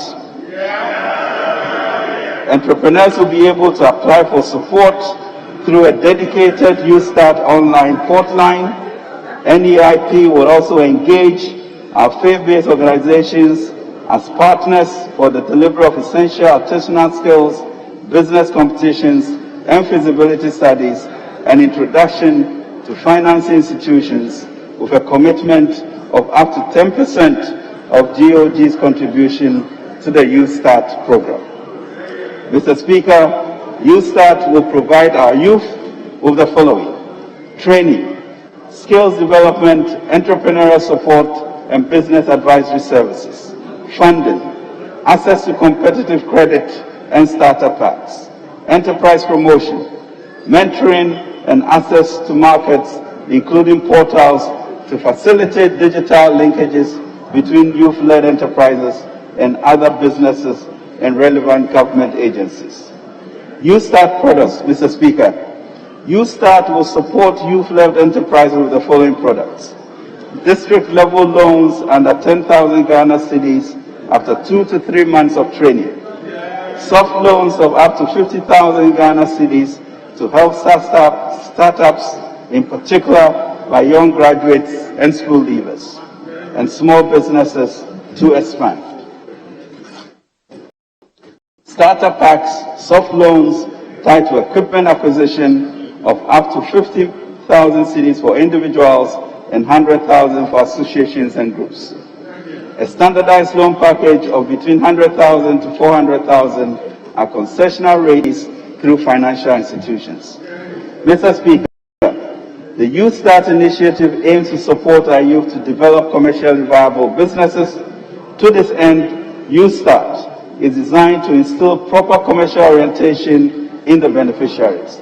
This will include financial institutions determining the credit matrix and GEA and NEIP providing training support, especially for the standardized SME loans USTART will operationalize by March 2022. Mr. Speaker, it is well known that ours is a pro-private sector government. We strongly believe in the private sector leading in growing the economy and creating jobs. We have demonstrated, Mr. Speaker, this commitment over the past 5 years through policy actions and investments that created macro stability, built our human capacity, and strengthened our financial architecture. And will continue to do more in the coming year. Government will continue to streamline the policy and regulatory environment for doing business in the country. I would like to acknowledge our businesses and employers for their resilience and for pulling through the last year and a half despite the severe challenges of COVID-19. Most of you went to great lengths to find innovative ways to keep your businesses going and to hold on and preserve jobs. Government greatly appreciates your efforts. We'll continue to provide support to the CARES Guarantee Scheme, GERSEL, and other initiatives to facilitate the expansion and growth of our already existing businesses. In addition, though, guarantees provided by GERSEL, government is facilitating access to loans for agribusinesses. Over the past year, GERSEL, working with banks, has facilitated production and export expansion in a number of agribusinesses. Mr. Speaker, permit me to extend gratitude to the leadership of the commercial banks who engaged the President in October 2021. I'm happy to report that as a result, the Ghana Bankers Association, working with the various banks, have resolved to collectively accelerate their portfolio allocation to qualifying SMEs to fast-track our phase of economic recovery post-COVID-19. My ministry is working with the Ghana Bankers Association to conclude the terms to ensure the facilitation of the 500 billion Ghana cedis over the next 3 years. In addition, the banking industry, Mr. Speaker, has committed 75 million Ghana cedis over the next 3 years to collectively engage in skills development programs for a minimum of 150,000 young graduates and youth entrepreneurs by engaging in activities. To achieve this, the banks have pledged to review the internal processes and procedures to facilitate easier access to credit by SMEs. Mr. Speaker, a 10 billion facility for 3 years will completely revamp the state of our SMEs and will ensure that our youth have jobs and youth become job creators and not only job seekers, even as the private sector expands to be able to absorb more of them. Mr. Speaker, I have great news. On Friday, November 12, 2021, the good governor of the Bank of Ghana formally handed over the license for the Development Bank of Ghana. With the establishment of the Development Bank of Ghana, which is being capitalized at, Mr. Speaker, $1 billion US, of which we have already gotten $800 million now. With the establishment of the Development Bank of Ghana, government will provide a powerful response to a long-standing desire of our businesses to easier access to medium and long-term loans at affordable interest rates. Not only will the Development Bank of Ghana, as a wholesale bank, provide loans to financial institutions, it will also provide partial credit guarantees to complement the efforts of GERSEL in agriculture and agribusiness. Mr. Speaker, following the extensive financial sector reforms coupled with the establishment of the Development Bank of Ghana, the conversion of the Ghana Amalgamated Trust into a permanent investment vehicle, we now have a robust financial ecosystem that will support businesses from early stage to mature stage. Mr. Speaker, the NAPCO program was designed as a temporary stepping stone for young graduates for a period of 3 years. In the last 3 years, 100,000 young graduates have benefited from the NAPCO program. With over 33,000 trainees already securing jobs, government will work to ensure that the remaining NAPCO trainees are effectively supported to take advantage of the opportunities USAS presents.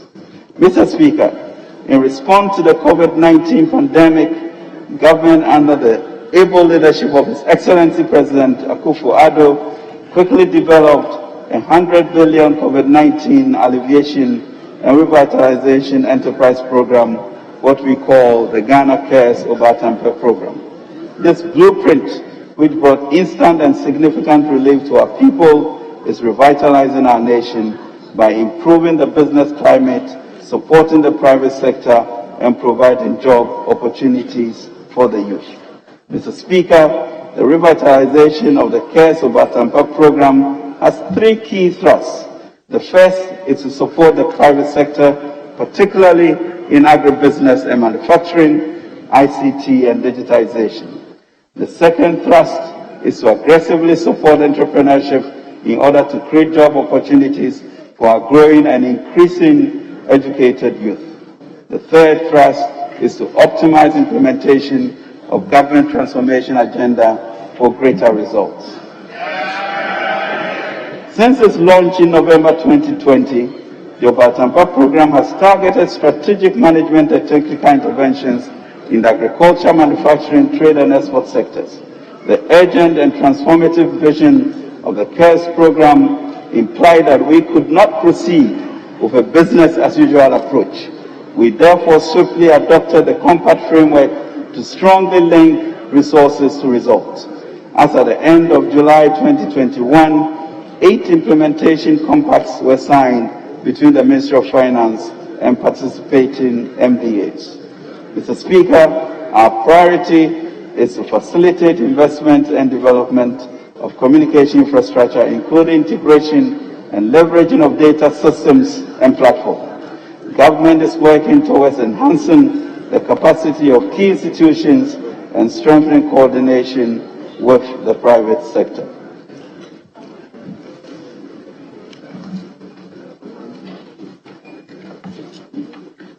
With the private sector for improved service delivery, business expansion, and economic transformation.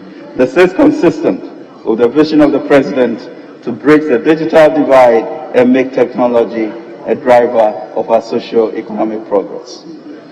Government is making significant progress towards our digitalization drive. We are happy to announce that to date, we have issued unique identification cards to over 11.6 million Ghanaians. The second phase of the National Digital Property Addressing System, as well as the establishment of a National Digital Property Register, are complete. Mr. Speaker, with the expansion of digital financial platforms, including mobile money and its interoperability with the banking system, we are increasing financial inclusion. We are also in the process of digitizing the health records of Ghanaians and creating a national digital platform for the sale of pharmaceutical products to improve the efficiency of our healthcare.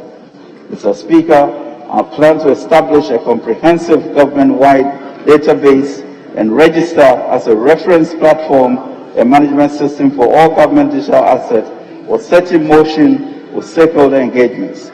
We are currently awaiting the outcome of the preliminary assessment to inform the next step. Mr. Speaker, government will fast-track efforts to upgrade the Kumasi, Tamale, and secondly Takoradi Regional Innovation Center for digital centers. The upgrade is to facilitate the building of ICT capacity, provide support to startups to boost job creation, and enhance the drive for knowledge and socio-economic growth.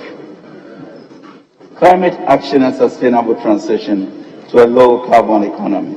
Mr. Speaker, Having launched our updated nationally determined contribution at the recently ended COP26, Ghana has reaffirmed its readiness to leverage its natural resources to fund a sustainable transition to a low-carbon economy. This will be done by facilitating private sector participation in low-carbon activities and industries in a manner that generates more jobs for Ghanaians and improves our general well-being. In the course of the last 2 decades, we have adopted several policies and programs aimed at restoring our lost forests. Between 2002 and 2020, under the National Forest Plantation Development Program and the Ghana Forest Plantation Strategy, some 588,000 hectares of plantation have been established. Again, through the Youth Immobilization Program, we are committed to reclaiming some 7.6 million hectares of degraded forests and farmlands. Government is committed to promoting climate adaptation activities. We will collaborate with the Global Center on Adaptation in close collaboration with the African Development Bank in pioneering solutions on how to build durable infrastructure and supporting African cities to guard against the impact of climate change. We are also working with the private sector with the assistance of the Green Climate Fund to establish a multi-million-dollar green fund to support our climate adaptation interventions. We shall, Mr. Speaker, in addition, work with our traditional authorities and districts to issue innovative mini-muni adaptation bonds to address issues of reclamation and reforestation in their specific localities. This will be innovative and the first in Africa. From 2024 and beyond, we aim to reduce emissions by some 10 million tons of carbon dioxide equivalent in the cocoa forest landscape. Through the implementation of the Ghana Cocoa Forest RED program, one of the 5 ecological landscape-tailored programs in Ghana's RED Class strategy. Government, through her nationally determined contribution in the forestry sector, is committed to supporting the global target of halving emissions by 2030 and attaining neutrality by 2050. Ghana is also committed to the Forest Agriculture Commodity Trade FACT dialogue process, and she affirms her resolve to support the development and implementation of the FACT roadmap actions. We are determined to operationalize the timber legality assurance system as part of the forest law enforcement governance and trade processes, which will enable us to track wood electronically to ensure that only legally compliant timber is allowed into any market. Mr. Speaker, government will continue its transformative flagship programs. In education, Mr. Speaker, the government continues the implementation of the government's flagship free SHS program. A total of 425,000 first-year students enrolled, bringing the total intake to 1.26 million students. In addition, first-year students receive the underlisted items as part of the implementation of the free SHS program: 4 million exercise books, 1.8 million notebooks, 395,000 physical education kits, 1.7 million cartridge arch paper, 35,000 water-based acrylic paints, 28,000 technical drawing boards, and 28,000 sets of technical instruments. Mr. Speaker, in 2021, we completed 118 projects made out of classroom, dormitory, administration block, libraries, and canteens at the secondary education level. The number of completed projects under the free senior high school infrastructure intervention stand at 657 out of a total of 1,119 projects from GET Fund and other funding sources. Mr. Speaker, the Ghana School Feeding Program fed some 3.5 million pupils in 10,832 public basic schools with one hot nutritious meal every school-going day in 2021. This number will increase to all primary school students in the coming year. The program provided employment for some 32,496 caterers and created a ready market for local farmers. Mr. Speaker, the LEAP program paid 5 cycles of cash grants to 344,000 households and registered 76% of all LEAP beneficiaries onto the National Health Insurance Scheme. In 2022, government will facilitate the disbursement of the bi-monthly cash grants to beneficiaries. LEAP beneficiaries assessed to be above the extreme poverty line will be graduated into a productive livelihood inclusion program. Mr. Speaker, government has rolled out an aggressive vaccination program to protect Ghanaian lives from COVID-19. Sustained efforts have seen about 2 million Ghanaians receiving a single dose of 825,706 fully vaccinated as of September 2021. We will not relent, Mr. Speaker, until our goal of vaccinating 20 million Ghanaians is attained. Our supply of some 9 million vaccines are now assured and will mobilize to meet this goal to protect our people. Mr. Speaker, in line with the vision to improve equitable access to health facilities, the government will accelerate the implementation of Agenda 111, Mr. Speaker, comprising 101 district hospitals, 7 regional hospitals, and 3 psychiatric hospitals. Mr. Speaker, already we have 50% of contractors having been given and handed over their cadastral plans and hospital sites for them to begin work. The government works in housing.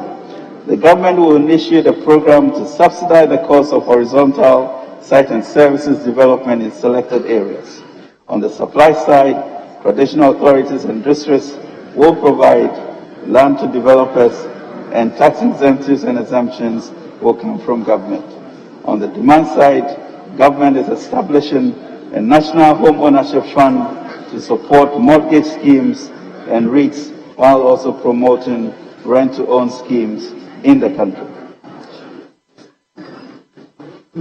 To scale up, we commence engagement with participating financial institutions to promote residential rent-to-own schemes and to support the development of a private sector mortgage refinance institution. With the support of the Obatampak Ghana Cares program, the National Home Ownership Fund is facilitate the use of innovative products to tap into pension funds and other long-term funds to support home ownership in Ghana. Trade and industry. A total of 278 1D1F projects are at various stages of implementation, out of which 106 factories are operational. The companies that are currently operational have created a total of 156,782 direct and indirect jobs, 17,451 of which were created in 2021. It is expected, Mr. Speaker, that the completion of the 1D1F projects currently under construction and in the pipeline will create additional 131,817 direct and indirect jobs in 134 districts across the country. Mr. Speaker, trading under the Africa Continental Free Trade Agreement commenced on 1st January 2021, and Ghana was the first country to establish a customs procedure code to facilitate trading under AFCFTA. A comprehensive national policy and action plan aimed at assisting medium to large-scale companies in Ghana to export to the AFCFTA market was developed and is being implemented. To this end, 180 companies were identified to receive support to export to markets under the AFCFTA and other preferential trade agreement areas. Mr. Speaker, food and agriculture. To increase productivity and incomes, as well as improve livelihoods of beneficiary farmers, the government procured and distributed some 31,797 metric tons of improved seeds as of September 2021. In addition, 259,500 metric tons of various fertilizers were also distributed to planting for food and jobs beneficiaries across the country. Mr. Speaker, under the Savannah Agriculture Productivity Improvement Project, the government developed 1,000 hectares of farmland in Badimblesi, Kojokwe, and Janko for rice production, which are estimated to yield about 40% above the national average production of 2.5 to 3 metric tons in lowland valleys. Mr. Speaker, to ensure safe launching and landing of artisanal fishing, as well as create and maintain hygienic environment and job opportunities within the fishing communities, government will continue with the construction of the 14 fishing landing sites, which are various stages of completion. Government expects to complete approximately 60% of this in 2022. Mr. Speaker, to improve revenue generation and management at the local level, government rolled out the district-level revenue DL-Rev software in 114 metropolitan, municipal, and district assemblies across the country. In 2022, we will roll out the software in the remaining MMDAs to improve on their revenue mobilization. Infrastructure for Poverty Eradication Program. Mr. Speaker, government will focus on completing the almost 5,000 ongoing projects under the Infrastructure for Poverty Eradication Program in 2020. So far, a total of 30 out of the 1,000 mechanized water systems, as well as 507 small F dams out of the 560 targeted, have been completed under the One Village, One Dam initiative. All the 50 rural markets targeted under the agriculture component have been completed. Furthermore, 451 additional constituency projects, which cut across all sectors such as health, education, agriculture, roads, and security, have been concluded and are in use by the beneficiary communities. Mr. Speaker, we commit to completing all the projects in the next 2 years. Mr. Speaker, in 2022, Ghana will participate in the Commonwealth Games in Birmingham and continue preparatory activities towards organizing and hosting the 13th Africa Games in Accra in 2023. Government will procure sports logistics and equipment and begin the construction of a new multi-purpose sports hall, hostel facilities, and Olympic-sized swimming pool at Boteman in Accra. Mr. Speaker, some stadia across the country were renovated in 2021 and at various stages of completion as follows. Accra Sports Stadium, 98%, Phase 1 of Babayara Stadium, 98%, Esipon Stadium, 90% complete, Cape Coast Stadium, 60%. In 2022, government will continue the construction of the Abreu and the new Edubiasi Sports Stadia, as well as commence the rehabilitation of the Sunyani Coronation Park Stadium. Mr. Speaker, government continues to expand power generation capacity to meet domestic, commercial, and industrial needs of customers.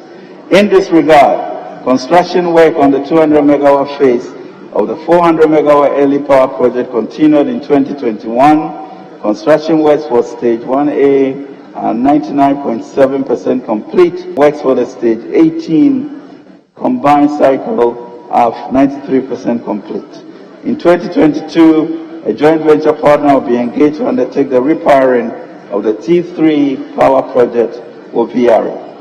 Mr. Speaker, to ensure power is affordable for industrial, commercial, and residential use, government in collaboration with key stakeholders continued with the renegotiation and restructuring of power purchase agreements. Government has reached agreements with some IPPs to convert power plants to tolling structures, switch to natural gas, as well as reduce tariffs. This is expected to result in considerable savings to government and the nation over the remaining lifespan of the PPAs. These savings are expected to come from a combination of reduced capacity and energy charges across the portfolio. Mr. Speaker, In pursuit of the President's aspiration to achieve universal coverage of electricity by 2024, a total of 162 communities were connected to the national grid, thereby increasing the national electricity asset rate from 85.7% in 2020 to 86.63% in 2021. Connections to another 512 communities are at various stages of completion. In 2022, we'll work to complete many such projects, and approximately 800 towns will be connected to the national grid under the SHEP 4, SHEP 5, and turnkey projects. The government, Mr. Speaker, is committed to using indigenous entrepreneurs to complete these projects. Additionally, government will select 2,401 communities with a population of 400 and above to be connected to the national grid. Mr. Speaker, as part of the strategy to electrify island communities and hard-to-reach areas with renewable energy technologies, the construction of 3 mini-grids at Azepe, Aflevi, and Alopem Islands in the Adan East District of the Greater Accra region commenced and are expected to be completed in 2022. In addition, the government will construct 10 mini-grids in 10 island communities, as well as supply and install solar home systems in 20 island and lakeside communities in 2022. Mr. Speaker, on roads, we have found through this tax a reliable method of funding our roads. As at the end of September 2021, routine maintenance was carried out on 21,165 kilometers of the trunk road network, 6,265 kilometers of the feeder road network, and 2,937 kilometers of the urban road network. Mr. Speaker, development works progressed steadily on several major projects. The Pokwa interchange under the Accra Urban Transport Project, which involved the construction of a 4-tier interchange, the only one in Africa, construction of 12 kilometers of selected roads, segregated walkways, footbridges, underpasses, and drainage structures was completed and commissioned on July 9, 2021. Major pipeline projects that are expected to take off in 2022 include Accra Kumasi dualization, Kumasi South and Western Bypass, Kumasi Outer Ring Road, Mount Koforidua Road, Oyibi Dodua Somenya Akuse Junction Road, Accra Outer Ring Road, Asuchari Junction Volleyball Bridge, Eastern Corridor Road, Solar Wa Road, construction of 5 interchanges in the Greater Kumasi metropolitan area, including Swame, Santase, Airport Runabout, and Ofori-Krom. Mr. Speaker, in addition, our public-private partnership program for the financing, construction, and management of road infrastructure has 3 projects at different stages of preparation. Accra-Tema Motorway PPP projects, the financing arrangements are being completed and construction will commence in 2022. Accra Cape Coast Accra PPP projects, the feasibility study is being finalized. The final feasibility study report will provide key inputs into the Abidjan-Lagos corridor project. Mr. Speaker, the Ghana Infrastructure and Investment Fund, Mr. Speaker, will be looking at financing most of these PPP roads as government gives them support and have efficiency in its delivery.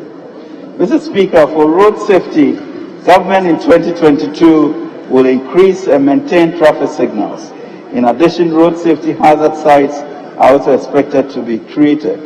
This will be complemented with aggressive public education and enforcement of traffic regulations.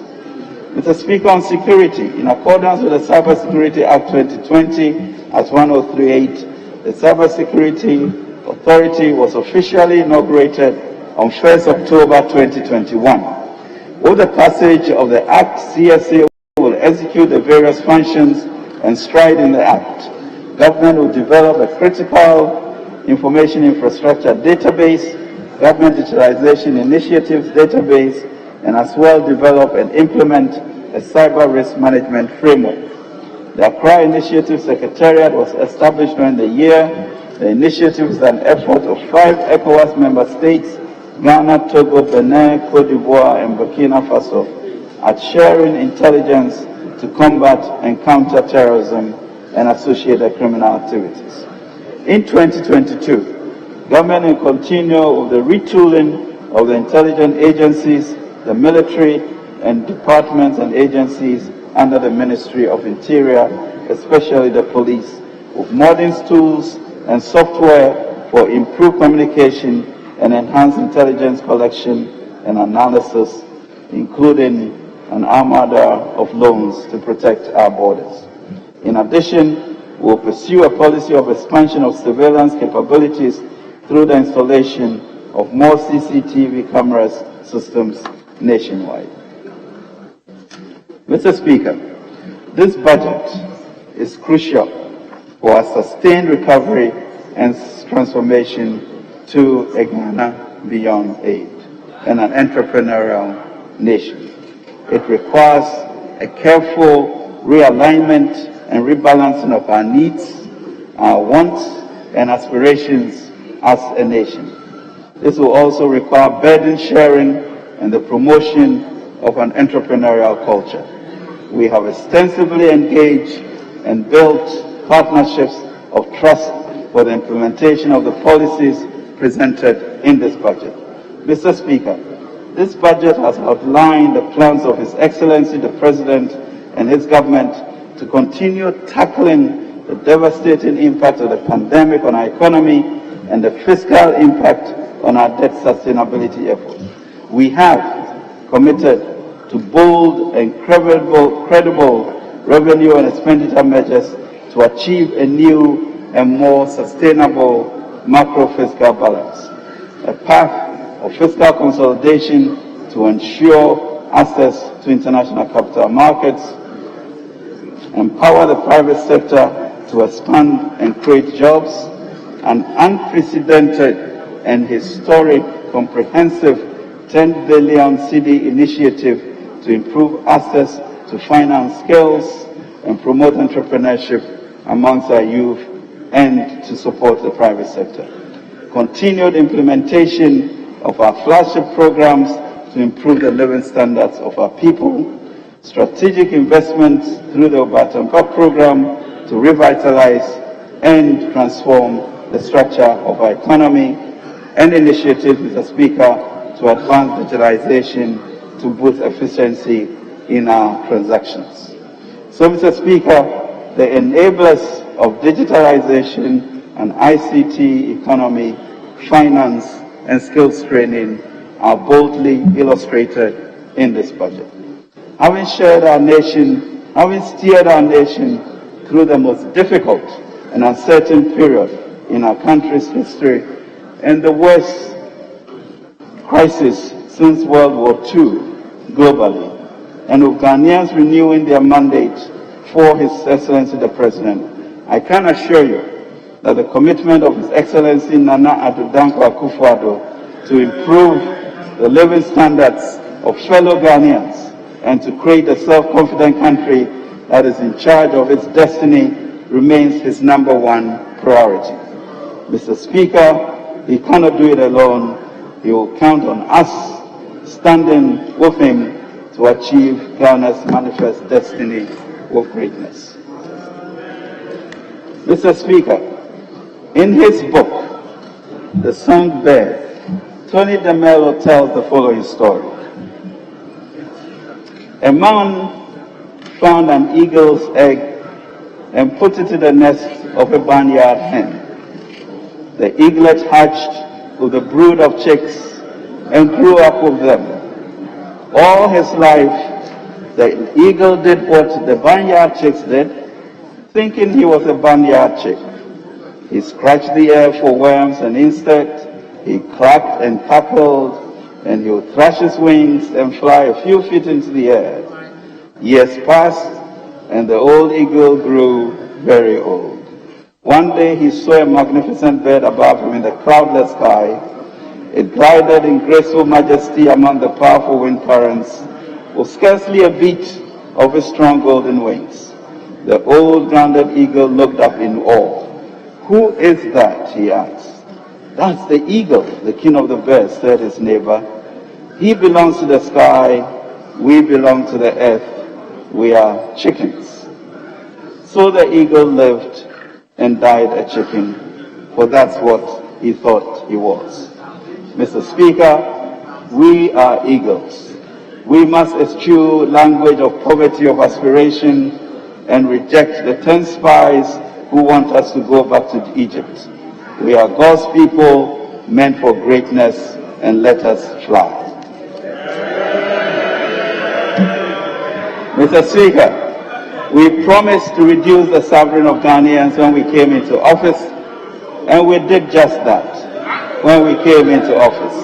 Specifically, let me tell you what the government of His Excellency Nana Addo Dankwa Akufo-Addo has done.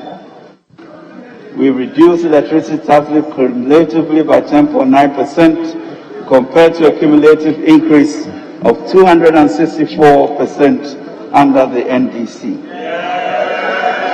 We provided free water for households for April, May, and June of 2020.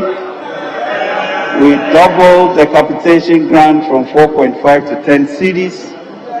We established the Nation Builders Corps of 100,000 graduates to build the job skills of our graduates to be absorbed into the workforce. We created jobs and stopped the freeze on recruitment in the public sector.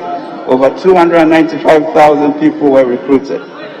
We abolished fees for postgraduate medical training in Ghana. We increased the share of DSTF to persons with disabilities by 50%. We exempted Kaya from market tolls. We ensured the implementation of our pledge of employing 50% of the persons who manage the country's toll booths from among persons with disabilities. We expanded the LEAP by 150,000 beneficiaries.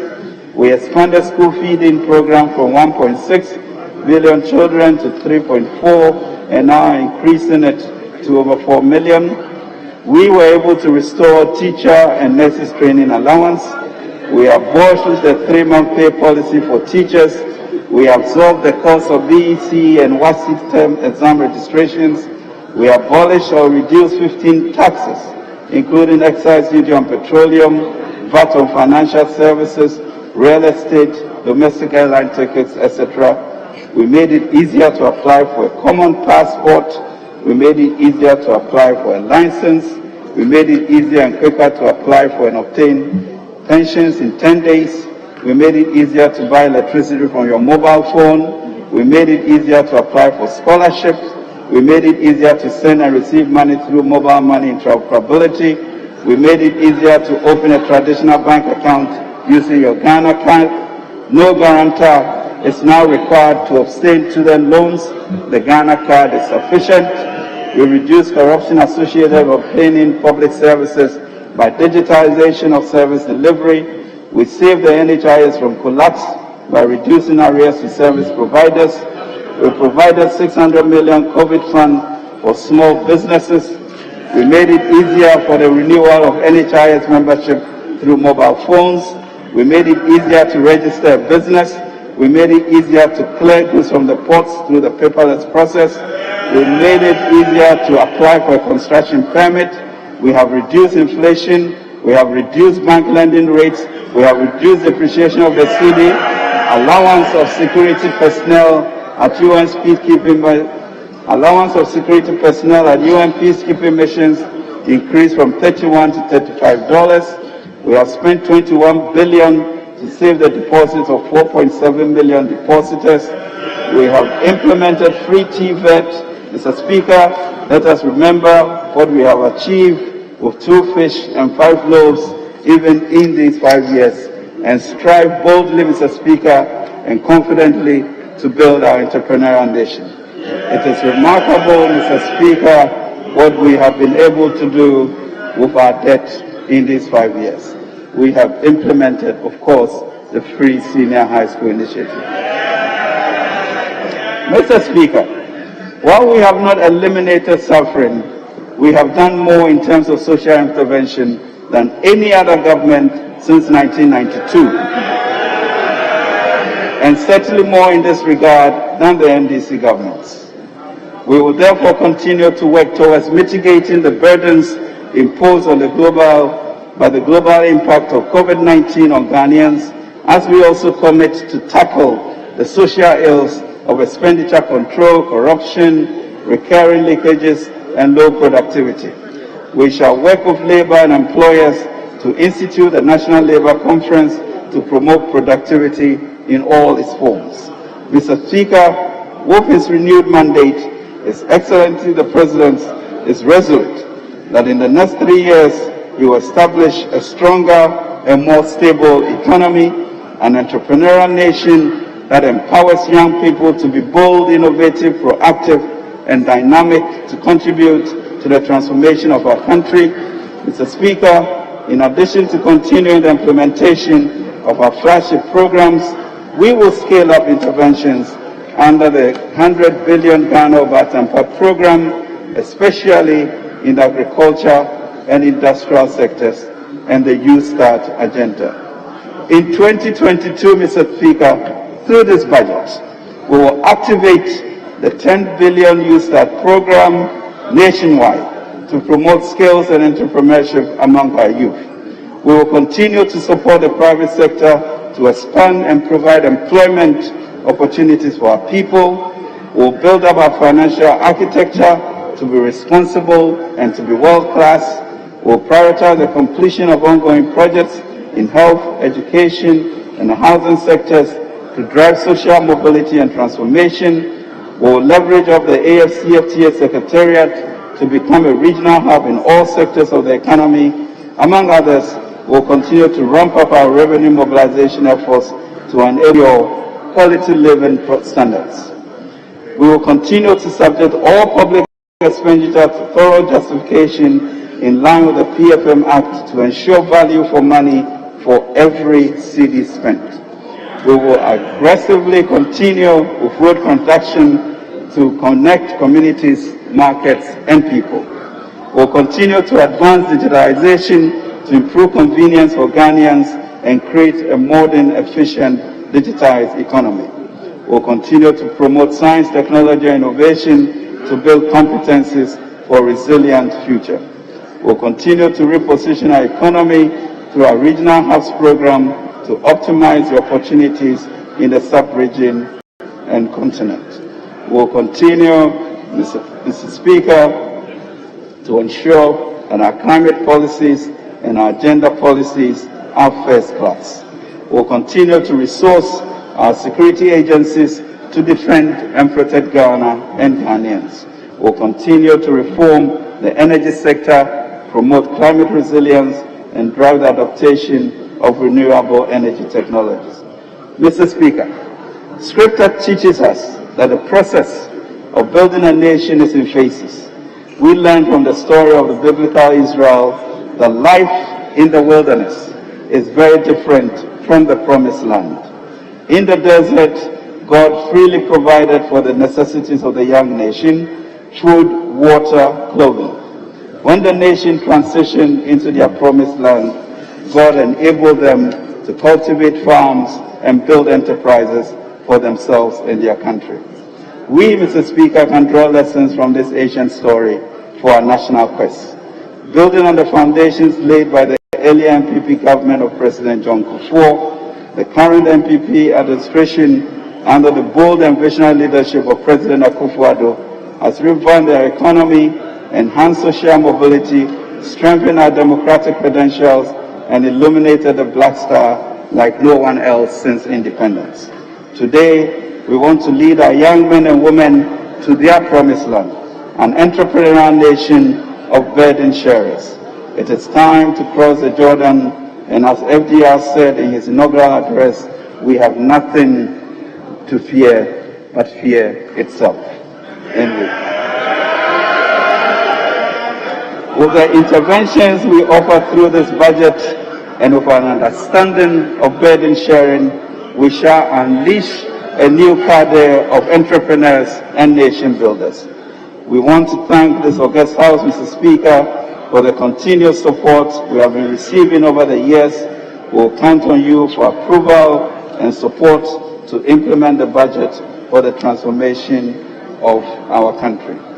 We are also appreciative of the numerous stakeholders for providing useful insights and perspectives in shaping this budget.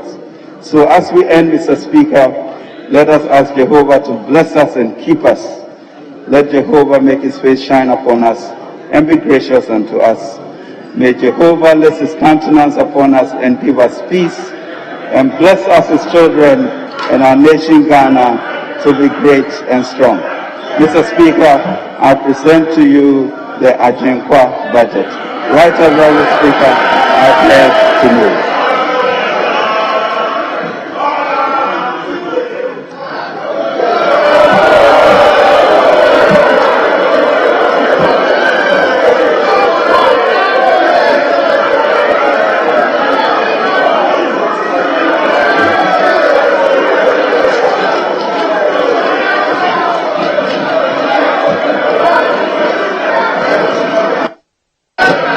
Honourable members, order.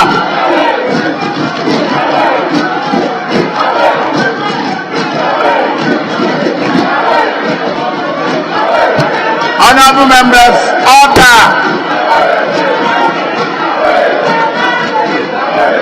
Honourable members, I'm going to start mentioning names. Order.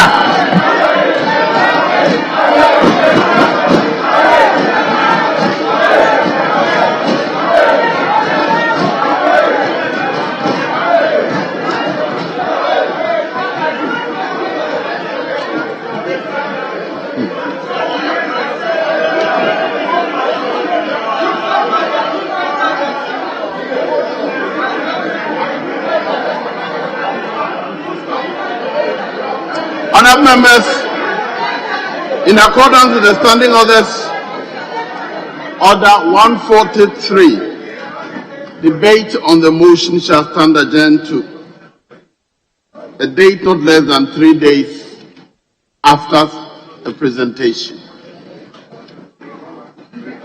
I hereby direct that a part of the budget relating to the ministries and constitutional bodies shall stand committed respectively to the committees responsible for the subject matter, to which the heads of the estimates relate, for consideration and report in accordance with Order 144. Furthermore, any part of the budget relating to revenue, expenditure, shall stand committed to the Finance Committee in accordance with Order 140, sub 5. Yes, leaders of the House, any indication? Honourable Minority Leader.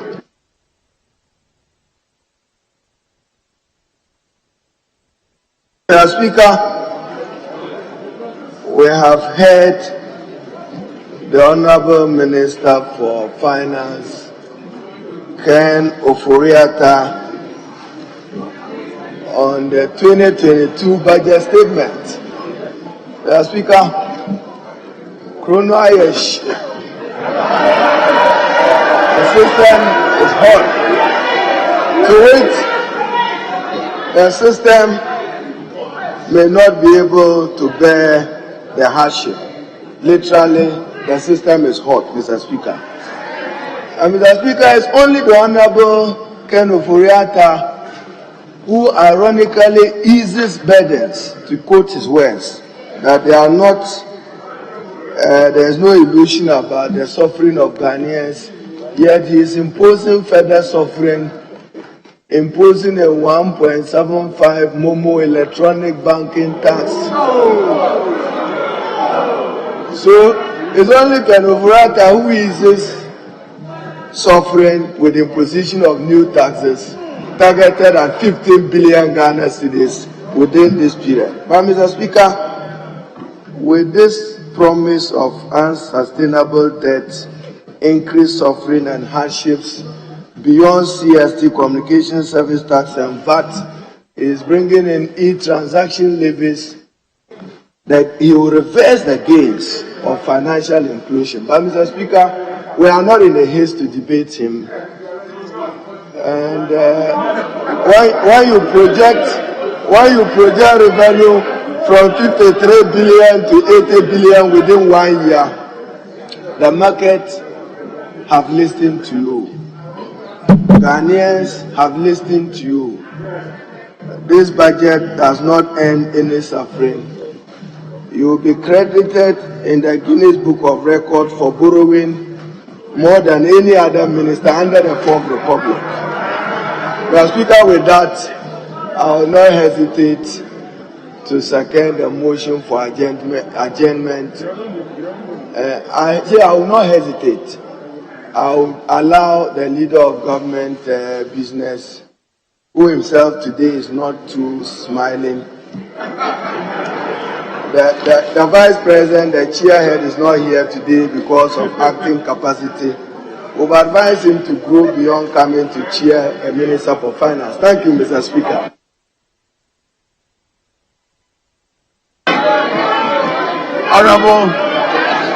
Honorable Majority Leader.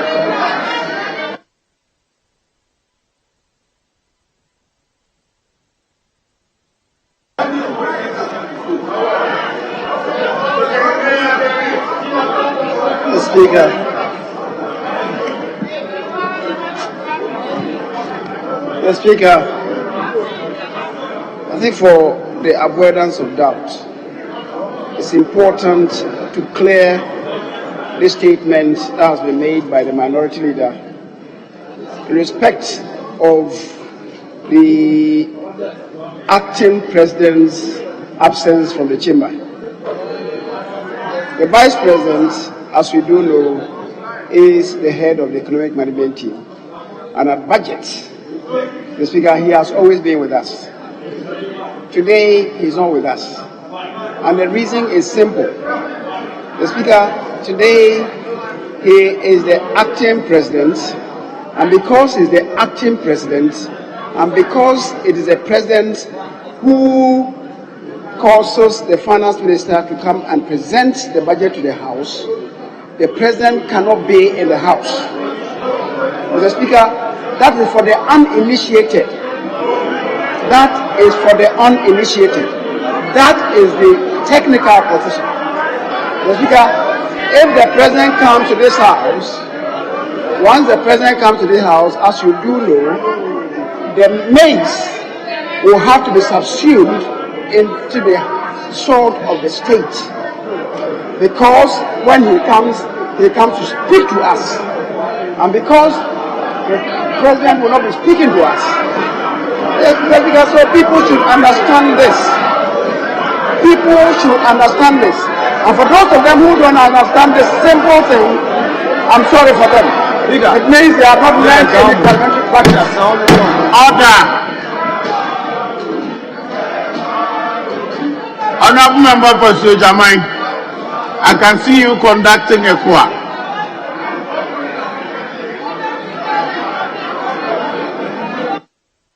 Yes, Honorable Majority Leader.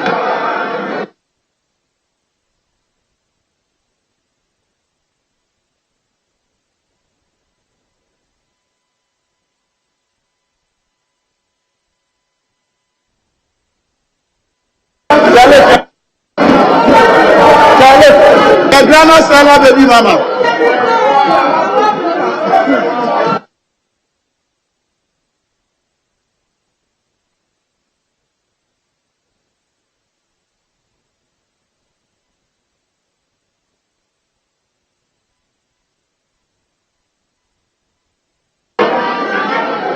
Honorable Chief Whip, Honorable Minority Chief Whip, I'm waiting on you to bring calm to your side, then we continue.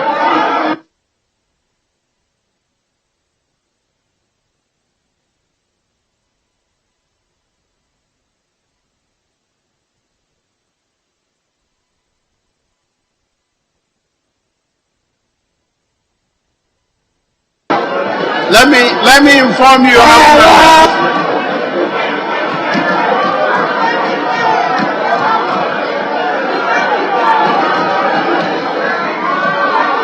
Honorable members on the minority side, let me inform you that the instruction Mr. Speaker gave me was to have anybody who disrupts proceedings removed by the marshal. That was the Speaker's instruction. It was given in the presence of members. And I will not hesitate to do that. Yes, Honorable Majority Leader, if you may conclude.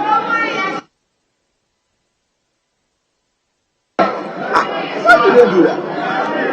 Speaker, I believe the good people of this country will get to know that when the minority leader addresses this house, the majority side listens to him in silence.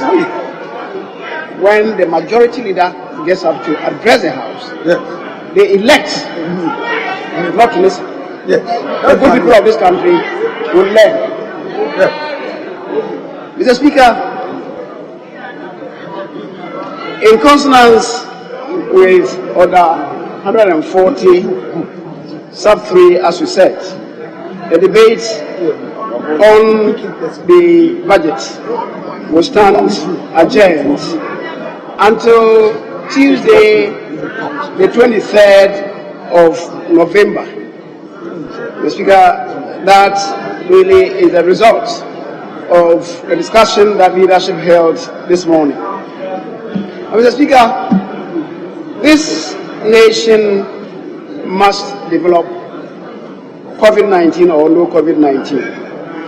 Yet, recognizably, COVID-19 has effected considerable devastation on the economy, and the economy is distressed. Business have collapsed, jobs have been lost, lives indeed have been lost. And yet, paradoxically, as you do know, a government is put in place not to explain away problems, but to solve the problems. The Speaker, that indeed is the purpose of what exercise the Minister for Finance has done today. This budget, the Speaker, is set to give this country a new beginning, a watershed budget that will mark a new beginning for us as a country, to break away from the past and give Ghanaians a new beginning. The Speaker, the many initiatives contained in the budget are clear for everybody to know. The Speaker, the Minister has not shied away from admitting that there are indeed downsides to our development agenda.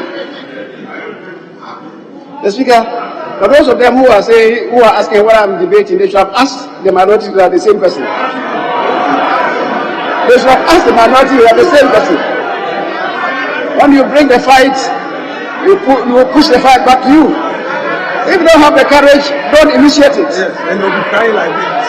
Crying like this. Mr. Speaker, so there are many initiatives, but as I indicated, the day for the debate hasn't yet dawned.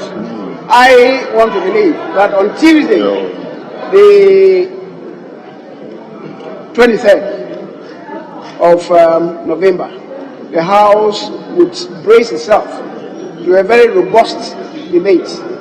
And I believe that the truth would come out. Not propaganda. The truth will come out for Ghanaians to know. The Speaker,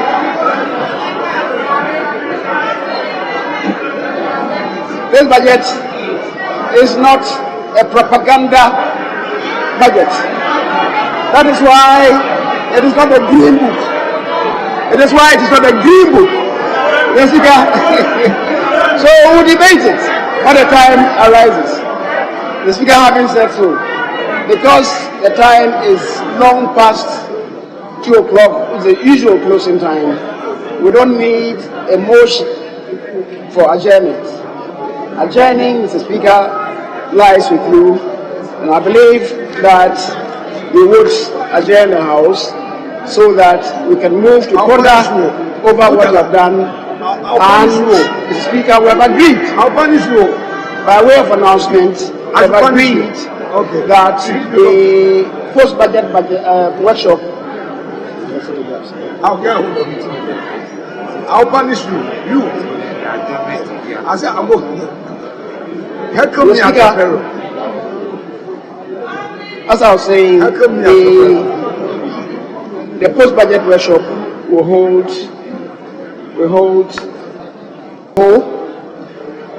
and we are told that the facility may not be available in the morning of Saturday. So the post-budget workshop would begin in earnest in the afternoon of Saturday, and for us at home. And the adjournment for today, Mr. Speaker, because of an earlier commitment, the adjournment for today until tomorrow, the sitting for tomorrow will not begin at 10, but rather begin at 12 o'clock in the noon. 12 o'clock noon time tomorrow. Mr. Speaker, let me also say that the Women Caucus are supposed to hold themselves in readiness for a group photograph soon after we adjourn. A group photograph, the Women Caucus. The same goes for leadership of the House. For some particular reason, the Women Caucus, all of you together, will have a group photograph. Mainly we adjourn, and the same goes for leadership. Having said so, Mr. Speaker, as I said, adjournment rests with you. I thank you very much, Mr. Speaker. Very well, honourable members. Before I adjourn the House, let me repeat this announcement that the Women Caucus and the leadership of the House are required to take photographs for the 2022 calendar of Parliament. And please note that it is immediately after adjournment. On that note, the House is adjourned to tomorrow at 12 noon. 12 noon.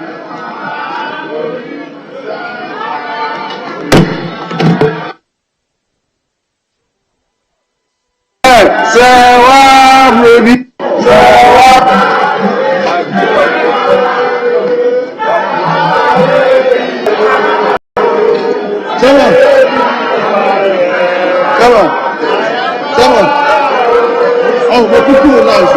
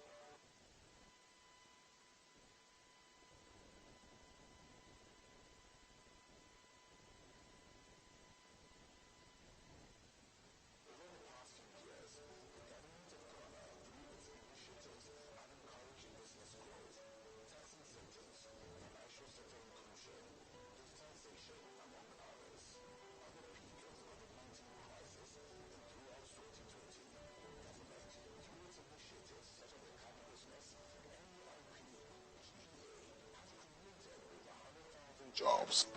According to the Ghana Export Promotion Authority, Ghana has a deficit or a market of about $15 million when it comes to pepper alone. And when it comes to snails, according to CSIR, Ghana imports 15,000 tons of snails from neighboring countries every year. And that will accrue to about $2 million every year. And that is the prospect of our business, that if we are even able to produce about 1% of that, that means that we are getting close to $1 million every year. Access to electricity have been addressed and the power crisis averted. The cleanup of the financial sector has strengthened banking institutions, making them ready more than ever. Through fashion, we're looking to impact these three main areas. Celebrating African excellence. Second, we are inspiring the next generation of African entrepreneurs. And last but definitely not the least, we are creating opportunities for women. The year of return saw thousands of returnees come home to do business and contribute to economic growth. It has also opened Ghana up to the world. However, it's time to do more. Now more than ever, it's imperative that we develop our country into an entrepreneurial state, create an ecosystem that allows able Ghanaians to start and grow businesses to create jobs. So if anyone wants to set up a business here, this is the time that you could do that, since what you need in terms of raw materials, in terms of labor, in terms of stable economy and political stability, you could achieve all of this here. So you could take upon this opportunity to set up a business in the Ghanaian economy. The You Start initiative will help create jobs, provide easier access to cheaper financing and more favorable terms. It starts with you. Whether you are a part of the youth or a seasoned entrepreneur, government is putting the tools in your hands to forge a thriving career as an entrepreneur with easy access to long-term funding and affordable rates and the surrounding infrastructure to facilitate growth. Initiatives will be countrywide to ensure all